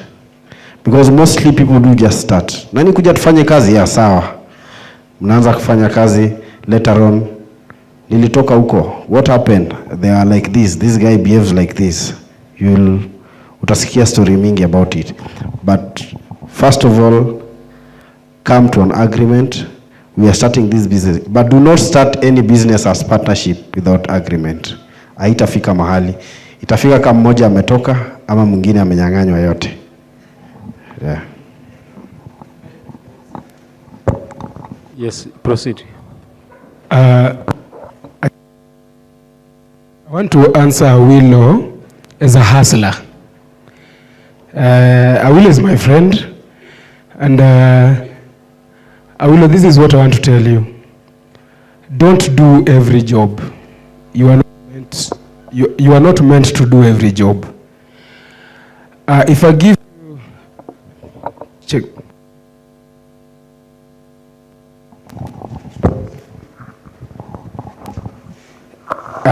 I won't give you my story, but I'll tell you this. I'm also like you. I've done like almost every business. Tumechimba hapa mamitaro, tumefanya mjengo, tumeuza thermos town. Ulikuwa unakuja nyumbani viatu imeisha. Nimefungua kibanda ya melon. Vera najua, she used to come akitoka shule. Like I've done all that. Kila kitu nimefanya. The recent job before ninge into media, nilikuwa naweka tiles. Hata kuna wenye watu wa hii church nimewekea tiles and they know I'm the best at what I do. But I made a decision. In business, it's all about decision. Don't do every business. Mi nilikuwa na arrears ya rent for more than 1.5 years. Adi, my landlord wanted to chase me. I know most of you know my landlord. That guy who was shot in Mirema. Ati alikuwa akiekea watu michele. That was my landlord. So like personally, si tulimjua kama mtu mzuri. Later kumbe alikuwa, okay, that is a long story. So I went and talked to my landlord. Nikamwambia station. When I used to work at Shell ya Juja, I used to pay my rent before date 5. Actually, I went, nilimungojea, alikuwa anakuja kwa nyumba saa 6. Nikamungojea, nikakaa naye chini, nikamwambia kuna siku nishaikosa kukulipa rent for the 1 year I've been with you here. Ati hapana. Sasa sina kazi, ni understand. When I'll get a job, I will pay you. Akakataa. It forced me kupiga simu home, kuna ng'ombe ikauzwa, nikalipa rent, bado arrears zikabaki. But there's a day I said, enough is enough. I need now to look at the long term. Will making tiles take me 10, nitaifanya in the next 10 years? Nikasema hapana. Kuuza fruits kwa vibanda, nilikuwa napanga line, the only kijana Githurai na wamama. Hadi kuna mwanaume alikuwa akinipea machungwa na niambia, kijana, I've never seen a young man rika yako akipanga line na wamama, na saa hizo nimevaa gambut, matope imeingia hadi ndani ya gambut. Those who've gone inside Githurai, wacha Githurai ya hapa. Ukiingia ndani sasa mali machungwa unauziwa 1 bob. Matope na kufikianga hapa. So I said, will that, hiyo ndo kitu nitafanya in the next 10 years? Nikasema hapana. I had to drop all this thing. Awilo, this is for you. I had to drop all this thing. Na I remember, kuna siku mukiwa Awilo na Viki, before nianze hata photography. Kuna siku nilikuja nikakwambia, I want to buy a camera nianze photography. Is it a lie? And I told you that, ukaniambia we nunua, ujaribu. And I told you, naona hii photography itanisaidia. I want to do it. And that's how I decided. Nikawacha tiles. Nilikuwa napigiwa simu, Polycarp, where are you, kuju tuweke tiles? Ninasema, I know I don't. I used even to go for a week without eating, just drinking water. I swear to God. Hadi landlord aliniambia, usilale njaa kwa nyumba na tuko hapa. You come talk to us, we will give you food. But mimi, kama Jaluo, nilikuwa na jinini, nikipata ka 5 bob, nena nanunua pale fruit na kula, narudi na lala. But when I made a decision to start media, it didn't peak. I used to, like, the only knowledge I had was YouTube. Sikuwa na camera, sikuwa na anything. I had nothing. Even when I approached Tai nimemtext juu mara mia ngapi Facebook, ana hata somi. Hata huyu, this is my friend, you can stand and say hi. So that guy alikuwa internship in one of mali nilienda, na nilienda huko nikidanganya niko na kamera, kumbe sina kamera. Hata kwa Tai nilimdanganya niko na kamera na sina kamera. So it's all about making a decision. It will be tough, it will not make sense, but make a decision. I've seen you are passionate in content creating. Sasa wacha everything, put your focus on content. Ndiyo haita kulipa for the first 5 months, but usifanye kazi for 3 months na uache useme haiwezi. Do it for at least 1 year. Ikikataa ndo uache, na ikuona imekushinda kabisa, shamba ni kubwa ushago. Thank you so much. There is something I wanted to talk about as the young generation, mapping your finances. There's a way in which you are supposed to be spending what you get. And yes, the word is always don't live beyond your means. But the whole scenario or the whole thing I'm talking about is mapping your finances. If you were to get 50,000 as your net income at the end of the month, I don't want to give a big figure. Let's assume 50,000. How will you map this finance into your basic, or in terms of your expenses, starting from, let's rent, food, clothing, someone?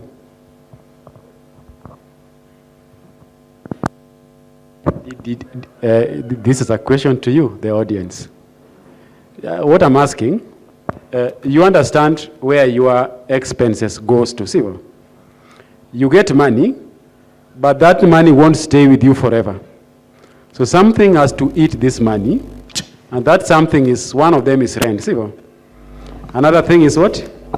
Food. Another thing someone is also mentioning what? Savings. You are also mentioning girlfriend and boyfriend. Yeah, it is true, it is true. So can you try to map for me this finance before I bring in my audience, sorry, my speakers?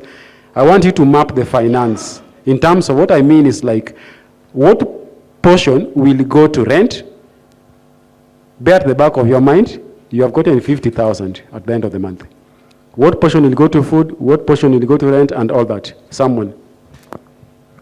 Yes. D?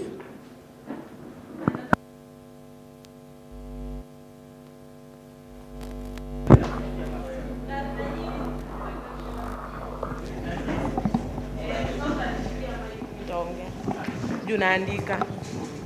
Aya, juu tuko na 50,000, si ndio? Hii ni pesa kidogo ufai kuishi nyumba ya 10,000. Hapo unaishi nyumba ya kitu 8,000 hivi. Hata 5,000 ndio ni mingi. 5,000 to 8,000 maximum rent.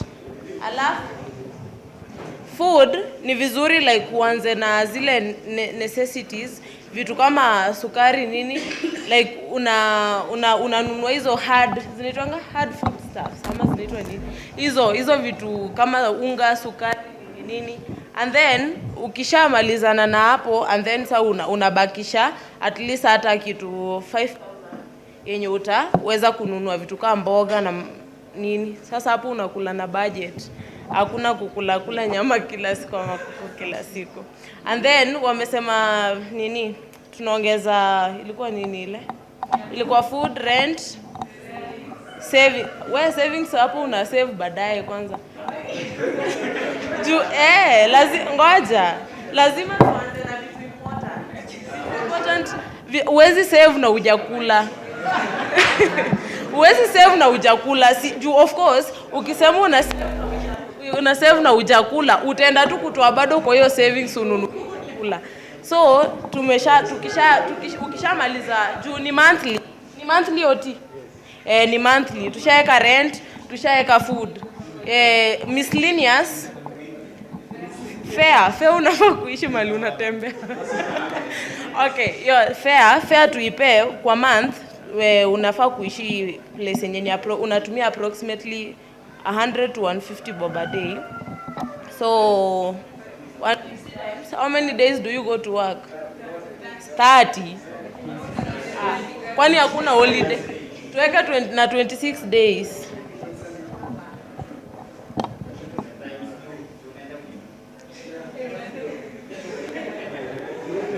Aya, 4,000. So hapo around 4,000 ni fair. So ndo hiyo 4,000 fair.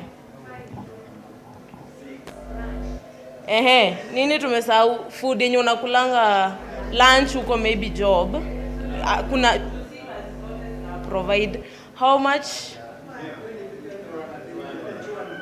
Ati 300. Kwani unakula kileleshwa? 50 bob maximum. Ama uiname.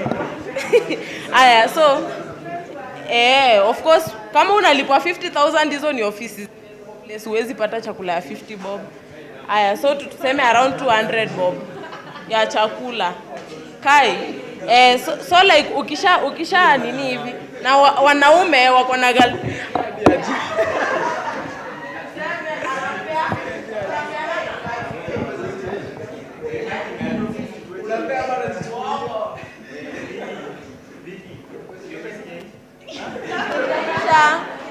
ijaisha bado tuko kwa around nini, tuko around 20,000 bado.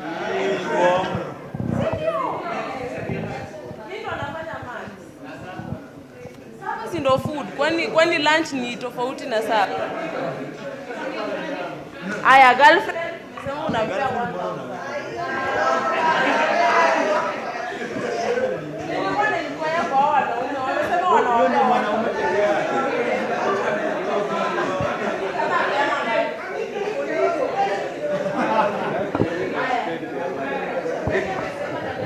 So, mnataka girlfriend amesema. So, kwa hii budget tumetumia around kitu 43,000 hivi. So, the rest kitu ni 7,000. Unaweza enda kuweka sasa kwa saving. Friendship, a factor to consider. Then second question goes to my director. Just to interrupt you, friendship in what? Is a friendship a factor to consider in a business? Can it be a factor to consider?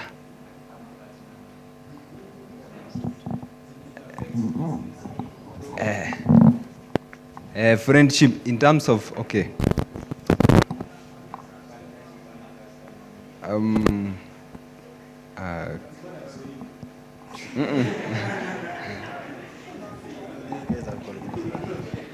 Friendship, not in terms of partnership, but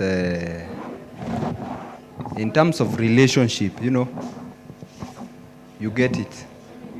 Yeah, that's my first question. Then second question, this goes direct to my kwamba, is it good when you begin your business to employ a relative or a friend?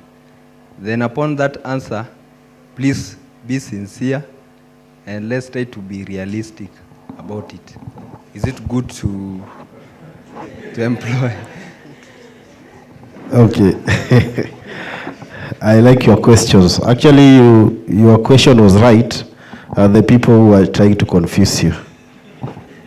So about relationship, a business relationship, I believe you are saying in terms of friends around you or let me say relatives. When it comes to business, business is business. Don't mix your business with your friends. Especially when you start your business is when you realize you are true friends. The people you see around you always. That's one. Two, I cannot advise you to employ your relative. Just the other day, one of my relatives was driving my tour van. And close relative, and this time I was going to say bye to our clients who are going to Savo West, Salt Lake. So the guest insisted that I should drive them down there. So I told him, use the small car, take it home, let me go with the clients. I didn't have even any attires, nilizinunua mali nikienda.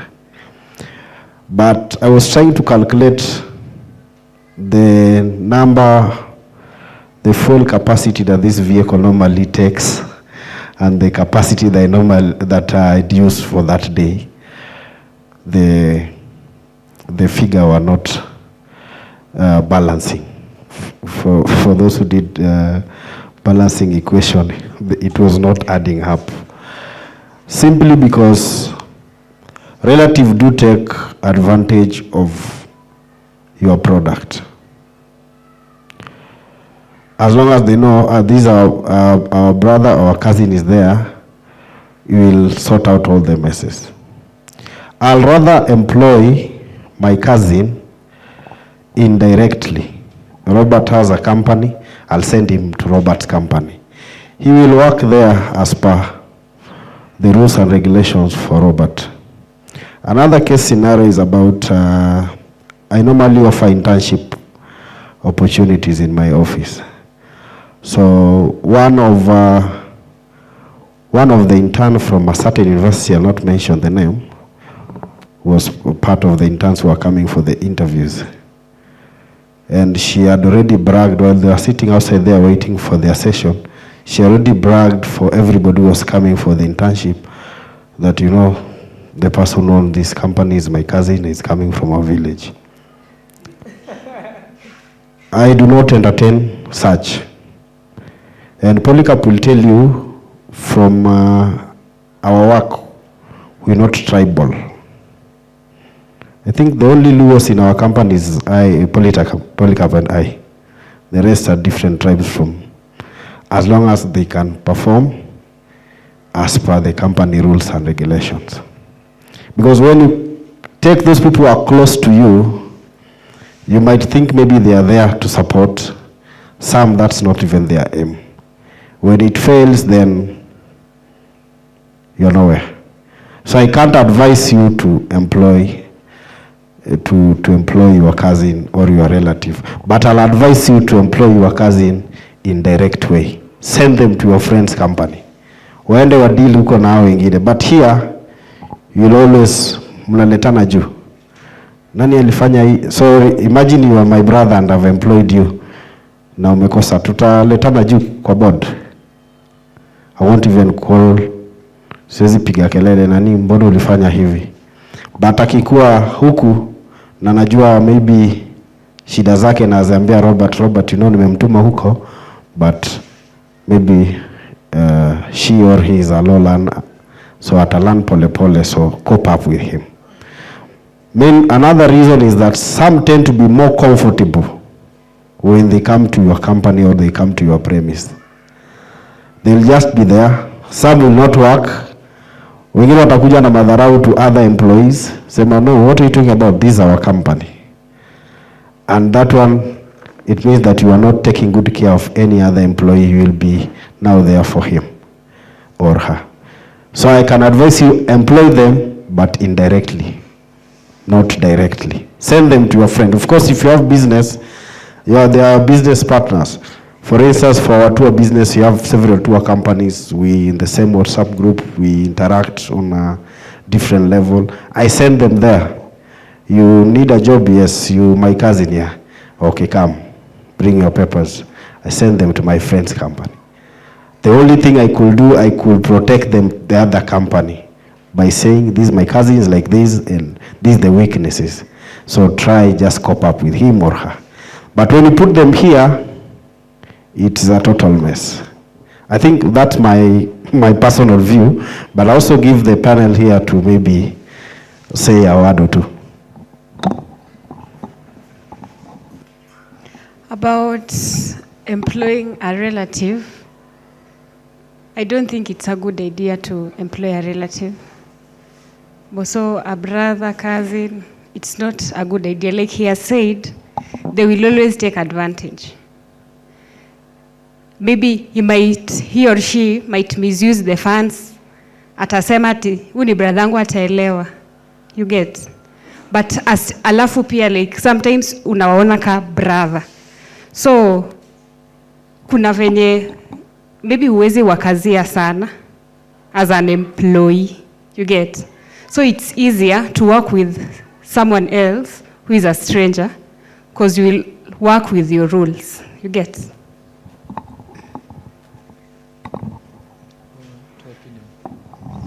Okay, they forced me to give opinion on the issue. Okay, like I was doing my presentation and saying in business, there's something important called accountability and responsibility. Yeah? At the moment that business fails to account for itself, it's already a flop. So when you do employment, you have to employ people that you can account them at every venture, every step in business. Are you together? So you have to employ people you can account for. People are so competent enough who you can account for. In business, we don't tolerate irresponsibility. It is about accountability and irresponsibility. At any level, no matter is a relative or whoever, when it reaches a point that there's an entitlement, that leads business to a wrong direction. So any business, accountability is a must. So if you employ people that you cannot account for, that is a dangerous route to take for a business. Right together. Not all relatives are bad, but the most important thing is accountability. Even if you employ me in your company, if you cannot account for me, that is a wrong direction. You must have people that you can show them a way. Right together. And showing someone a way is you are able to account for this person every step of the way. Right together. Are you doing the right thing? This thing is not supposed to be done into this way.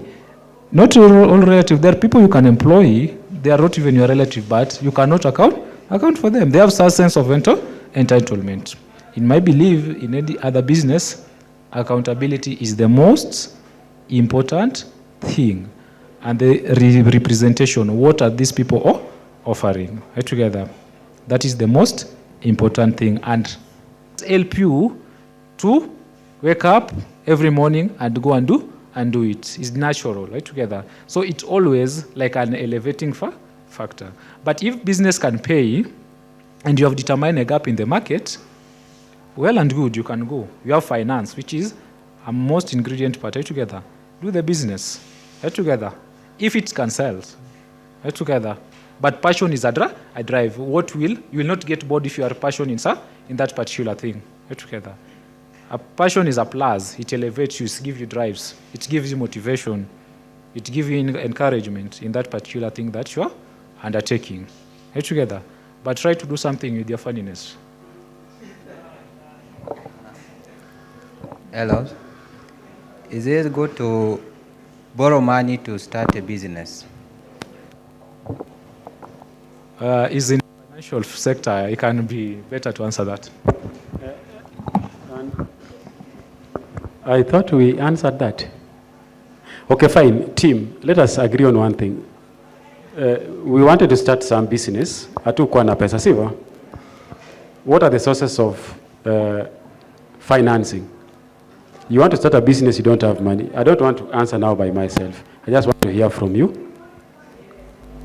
You spoke about savings, and I think at one point you were told, assume you don't have savings. But now let us assume we have the savings. So savings is what? It's one of them. And therefore you need to start saving as from what? Today. The next? Loans. And the next?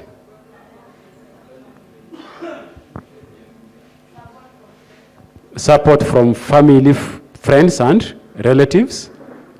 Any other? Grants. Perfect. Any other? Well-wishers.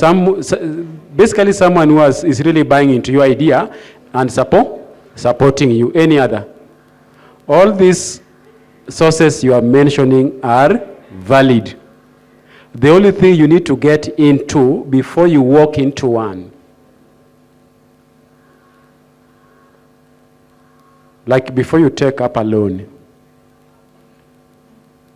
one thing you need to get to know is the structure of the loan. What I mean by the structure of the loan is basically what are the terms related to the loan that you are being granted.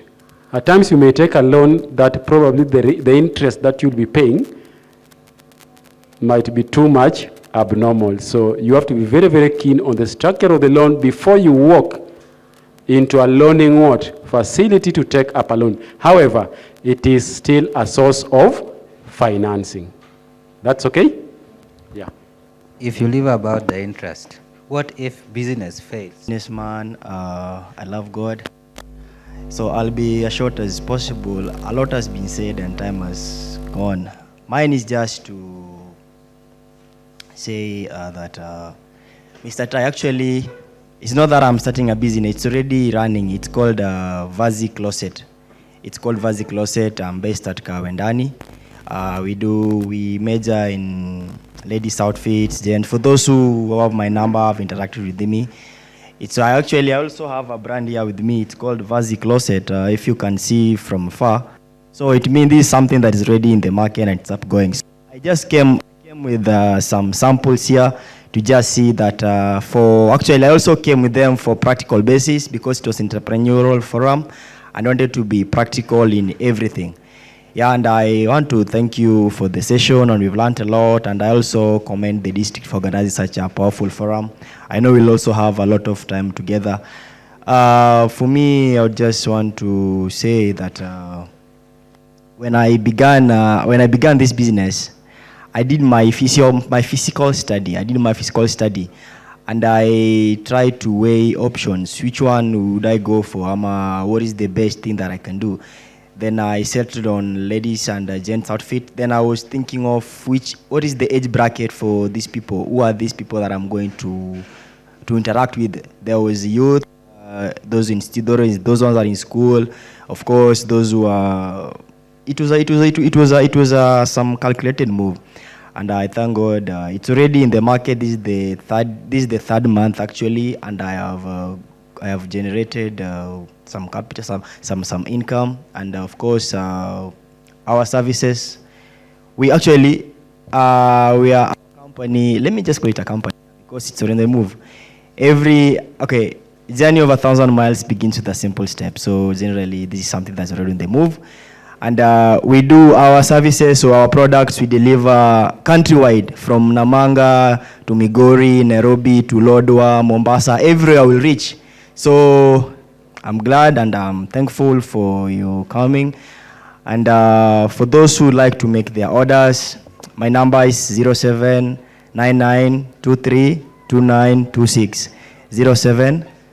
0799232926. It's Vazi Closet. We are currently based at Kawendani. That's where my area of, that's where my residence is, and I thank you so much for this opportunity. I know we'll have a lot of these sessions together. Next time we'll have a tete-a-tete together, and I thank God so much for this session. Thank you.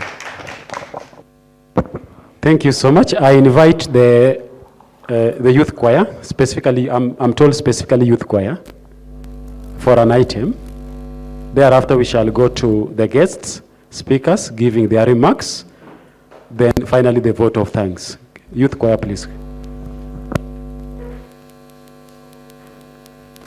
Kadiponi richona nyalo miyo thomaka athoma okaneno wang' Yesu kare bende na ja Kristo nibeke yem nono richona nogol msalaba gi Yesu koro athuolo ating'o nying Yesu malo. Kadiponi richona nyalo miyo thomaka athoma okaneno wang' Yesu kare bende na ja Kristo nibeke yem nono richona nogol msalaba gi Yesu koro athuolo ating'o nying Yesu malo. Amor nikech Kristo nosewara girembe koro anyathine to aonge gi luoro kata duto okweda anasikwombe hera Yesu oloyo madhano hera Yesu oloyo madhano.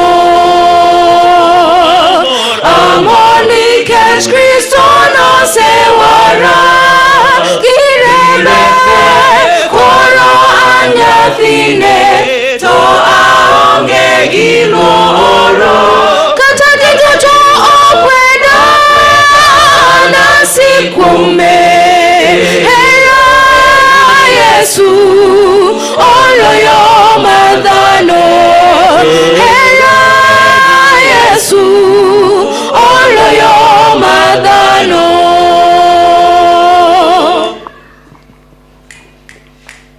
Richo mitimo ka ing'eyo ang'o mamoni wegi nikech kibiro mondo ineno Nyasaye kobiro tema tek ikidong' richo nyathiwa nikech Yesu duogo to jomaler ema obiro kao. Mi Yesu ngimani mondo otai yoreni duto nobed kare ka Yesu otelo. Richo mitimo ka ing'eyo ang'o mamoni wegi nikech kibiro mondo ineno Nyasaye kobiro tema tek ikidong' richo nyathiwa. Nikech Yesu duogo, to jomaler ema obiro kao. Mi Yesu ngimani mondo otai, yoreni duto nobed kare ka Yesu otelo. Amor nikech Kristo nosewara gi rembe, koro an nyathine to aonge gi wuoro. Kata ji duto okweda, an asik kuome. Hera Yesu oloyo mar dhano. Hera Yesu oloyo mar dhano. Amor nikech Kristo nosewara gi rembe, koro an nyathine to aonge gi wuoro. Kata ji duto okweda, an asik kuome. Hera Yesu oloyo mar dhano.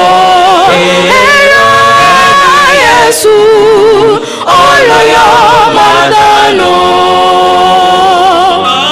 Amor nikech Kristo nosewara gi rembe, koro an nyathine to aonge gi wuoro. Kata ji duto okweda, an asik kuome.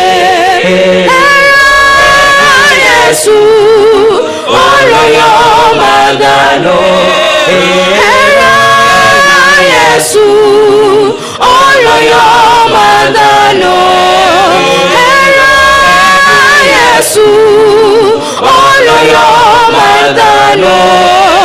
Hera Yesu oloyo mar dhano.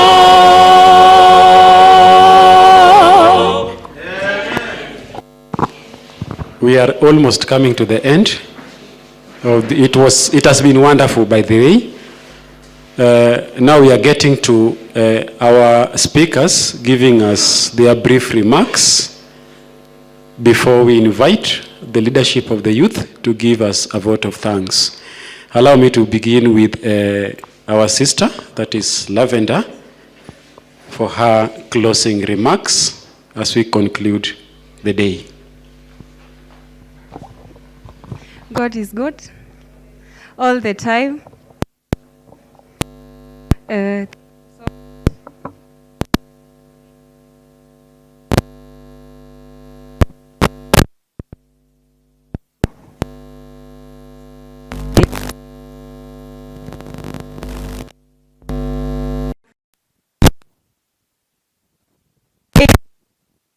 Don't play at good. Have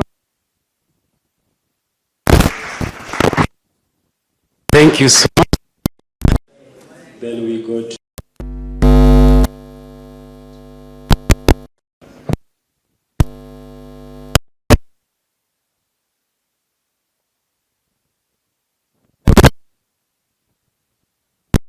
I think something out of it,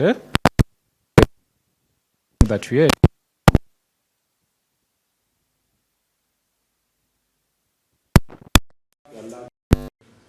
But the most important thing that is like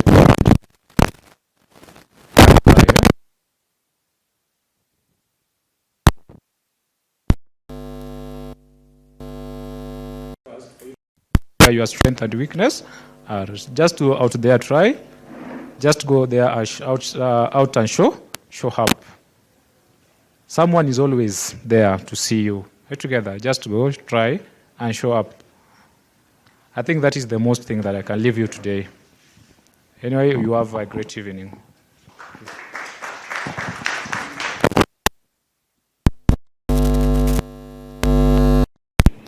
I'll leave you with two words. One,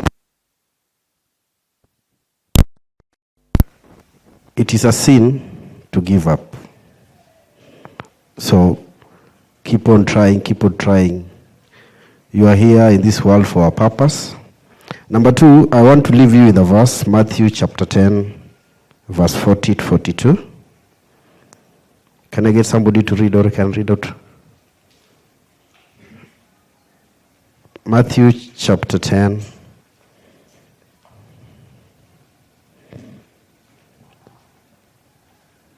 verse 40 to 42.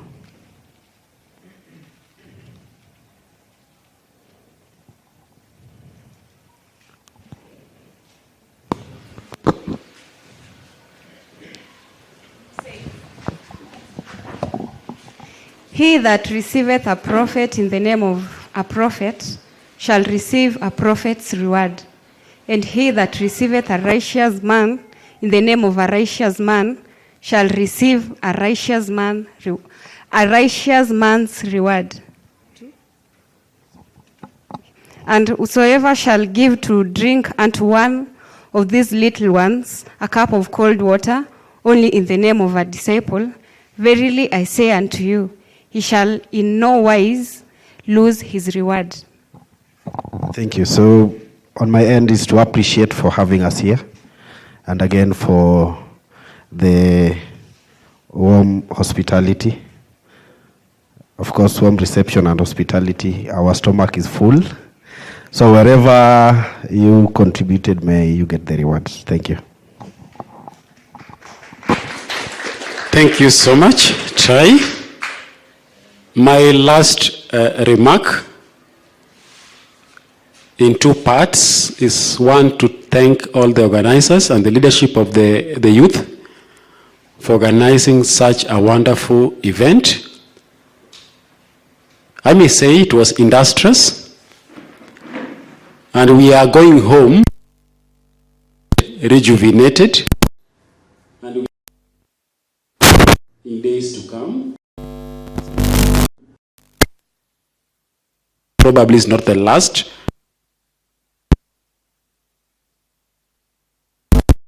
Someone can open the book of Proverbs 15:16. Also, as we get that opened, is thank our distinguished speakers who accepted the call and the invitation to join you, our dear youth, to at least walk us. No matter where we are, whether in employment, formal, or whether in business. And I hope all that we have learned here, our lives are going to be transformed by it. So thank you so much, distinguished guest. Thank you so much, the listeners and the audience, and even the viewers back at home. We expect another interactive session sometimes later. Someone to read.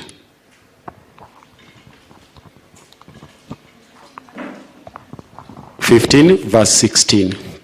It says, better is little with the fear of the Lord than great treasure and trouble. Thank you so much.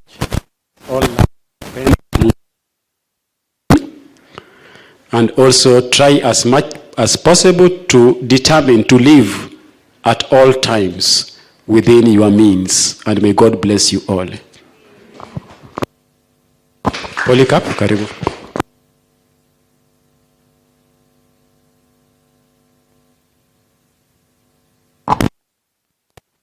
Good evening.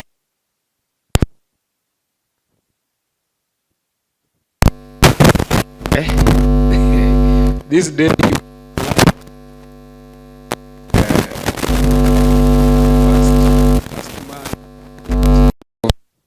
right? January, decided session of maybe back then, but ever since I came to this church, we've never done such.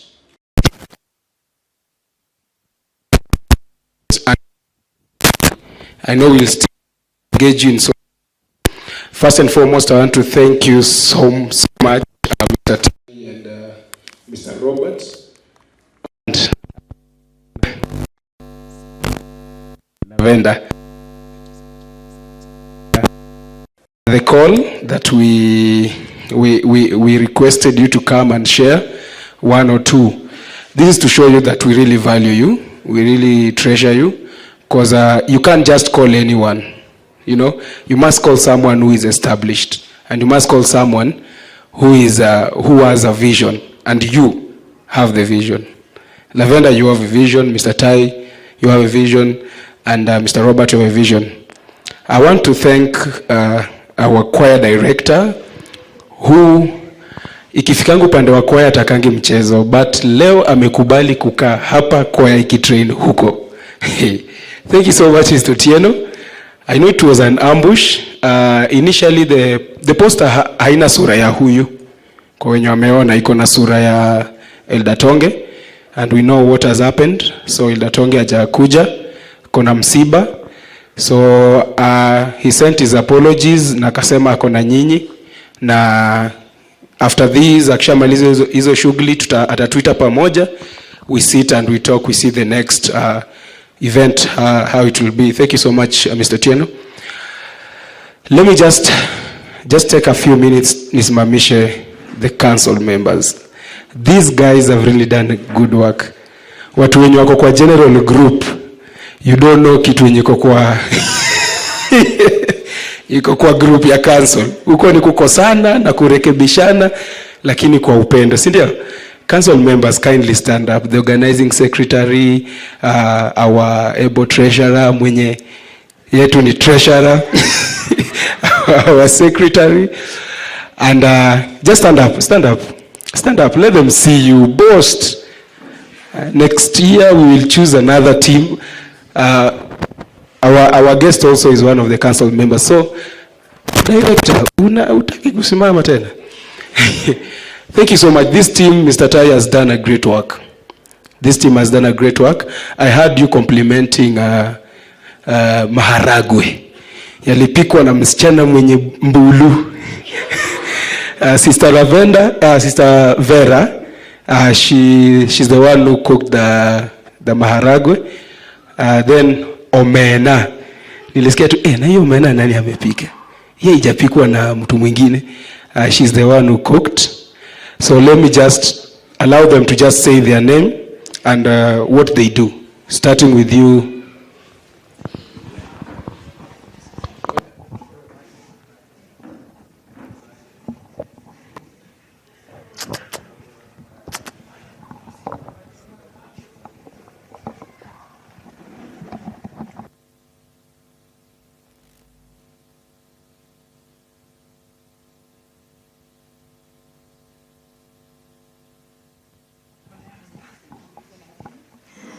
Hi everyone. My name is Sharon Ojwang. I am the treasurer and the youth department. Yes. Hi, I'm Vera, the uniform leader. Hi, I'm Jesse Joe, organizing sec. Hello, I'm Juma Rebecca, assistant secretary.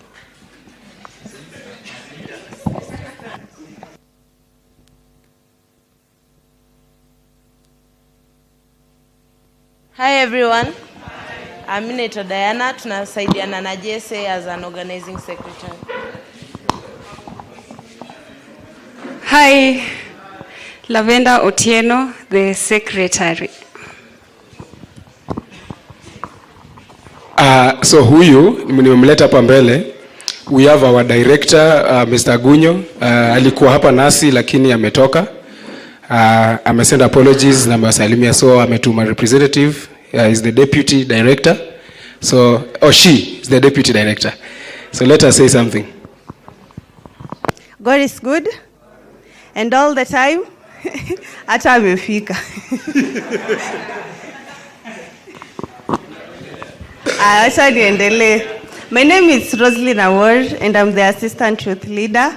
I would like to thank the council members for organizing this, and I would like to thank our visitors We've really interacted well, learned a lot. At least now my mindset has changed about business.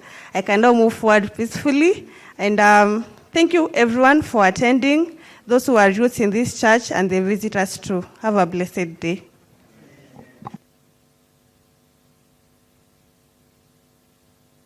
Good evening. Mko sawa? Have you learned something? I'm sorry I could not be here throughout. I was with another committee there. We are trying to recruit the church caretaker. So that has taken a lot of my time. And in the morning, I was held up somewhere. But I thank you very much for coming. It's an honor, by the way. And I hope you've learned something. It was planned long time ago. And actually, you made it real. You've actualized it. And I believe that when we are living here, we are living with the mind of entrepreneurship. We are living with the mind of business, not just waiting to secure a job somewhere, but we are ready for this. I would urge us that as the leader of entrepreneurship who is here, that we plan for this more and more. Actually today, when I posted this on the wall, many people called me and they were telling me that this is new and it's very important for young people. And the leaders from our neighboring churches are planning to do this because they've heard it from us. So this is a plus to all of us. And I believe that if you've not got it all, you have something little. I'll give you my example. By the way, if you watch KUTV, sometimes they give some programs of entrepreneurship, and I happen to be one of the people. By the way, when I was in campus in KU, what I was doing business. I was doing business with the canteens. Like I was having people who are cooking chapati from somewhere. They're cooking samosas, and I supplied them to the canteens. And I was doing something called value addition to this. And throughout that, I made a name to myself. That is number one. And I made something so that I could pay my rents when I was in campus. I could afford to even to save in chamas and do 1, 2, 3. So it is not that you start something like political media, you start what our brother Tai is doing. Maybe that is a thing, Lovenat. And she did, I'll think about it. And actually at the end, she did it, and it's a name. Now I told her, like, now patent it so that it become your name, because one day you'll find somebody has registered that name. You understand? So those are the kind of things that we have. Now, for some of you may need something like internships, what. You can decide to do internship with Polico Media because it's a big company. Tai is having a company here. So that is the connection that we have, because these people did not just come here to give you this knowledge, but they also give you connections. Like if you worked with him or Otieno can also give you an internship in their company where they are there. So this is the connection that we are talking about. It's not a connection of knowing Baba. It's not a connection of knowing Aruto. These little connections that we have today will take you miles away. And I appreciate, by the way, the panelists for taking your time this Sunday. Sunday is a time for family, but you decided to sacrifice it. May God bless you all, and say hi to your families, and apologize for them on our behalf for taking your time, for sacrifices that you made. And may God bless you, because these blessings is what we want in this earth. Without blessings, I don't think if we have hope. So may the good Lord bless you and add you more life and add onto your portion so that the companies can grow. And if they grow, all of you here are employed. Yes, because I know we have IT people here, we have people who are doing business education. So when you are done, you can join their companies and you should start your companies. Please, we are also giving you a hand that in your various field where you are, you can also come talk to Polycarp, so that when he organizes this, you also fall in the panelist and tell us how you are successful in your businesses and how you've done your innovation. Otherwise, may God bless you. and have a blessed week ahead. If there's something that the person, anybody whom I'm forgetting about, whom I've not said thank you to, feel most appreciated. And for the people who took care of our stomach, by the way, you did a good job, and may God bless you. Can you clap for them, people? Thank you very much. Thank you so very much, Bwana Director. So as you know, youths, if you've done tourism, if you are doing tourism, hospitality, if you approach Mr. Tai, I know hawezi kata kukupa internship. Mr. Tai, like kwa ofisi yake unapatanga there's like 10 to 20 people wanataka internship. So I'm very sure if you've done that course na approach, lazima hapa ndiye ataanza na hapa. Na useme tu natoka Lakisama Central tulikuwa pale, atasema just come. Imagine tourism, you travel, you eat for free. Yani mi kazi yangu ilikuwa kupiga picha. Mi nakula, nacheza, napiga picha na Yes, so guys, again let me thank you for kukaa hapa hadi saa hii. Hadi saa hata chakula tulikula lunch nikaa imeisha. So the next event tutakuanga na uji ya jioni. Thank you so much for staying put and for being here. Tulisahau kuna msichana hapa anaitwa Emma. She carried her products. So kindly mumuone kando. You know, kwa wale wana know, they know. You see you laughing. Just approach her. Ama Emma, ndo nisikufunge. Can you say something? Nisikufunge nje. So she has her products. Just ladies, you can see her and make sure you purchase something. Thank you so much and may God bless you.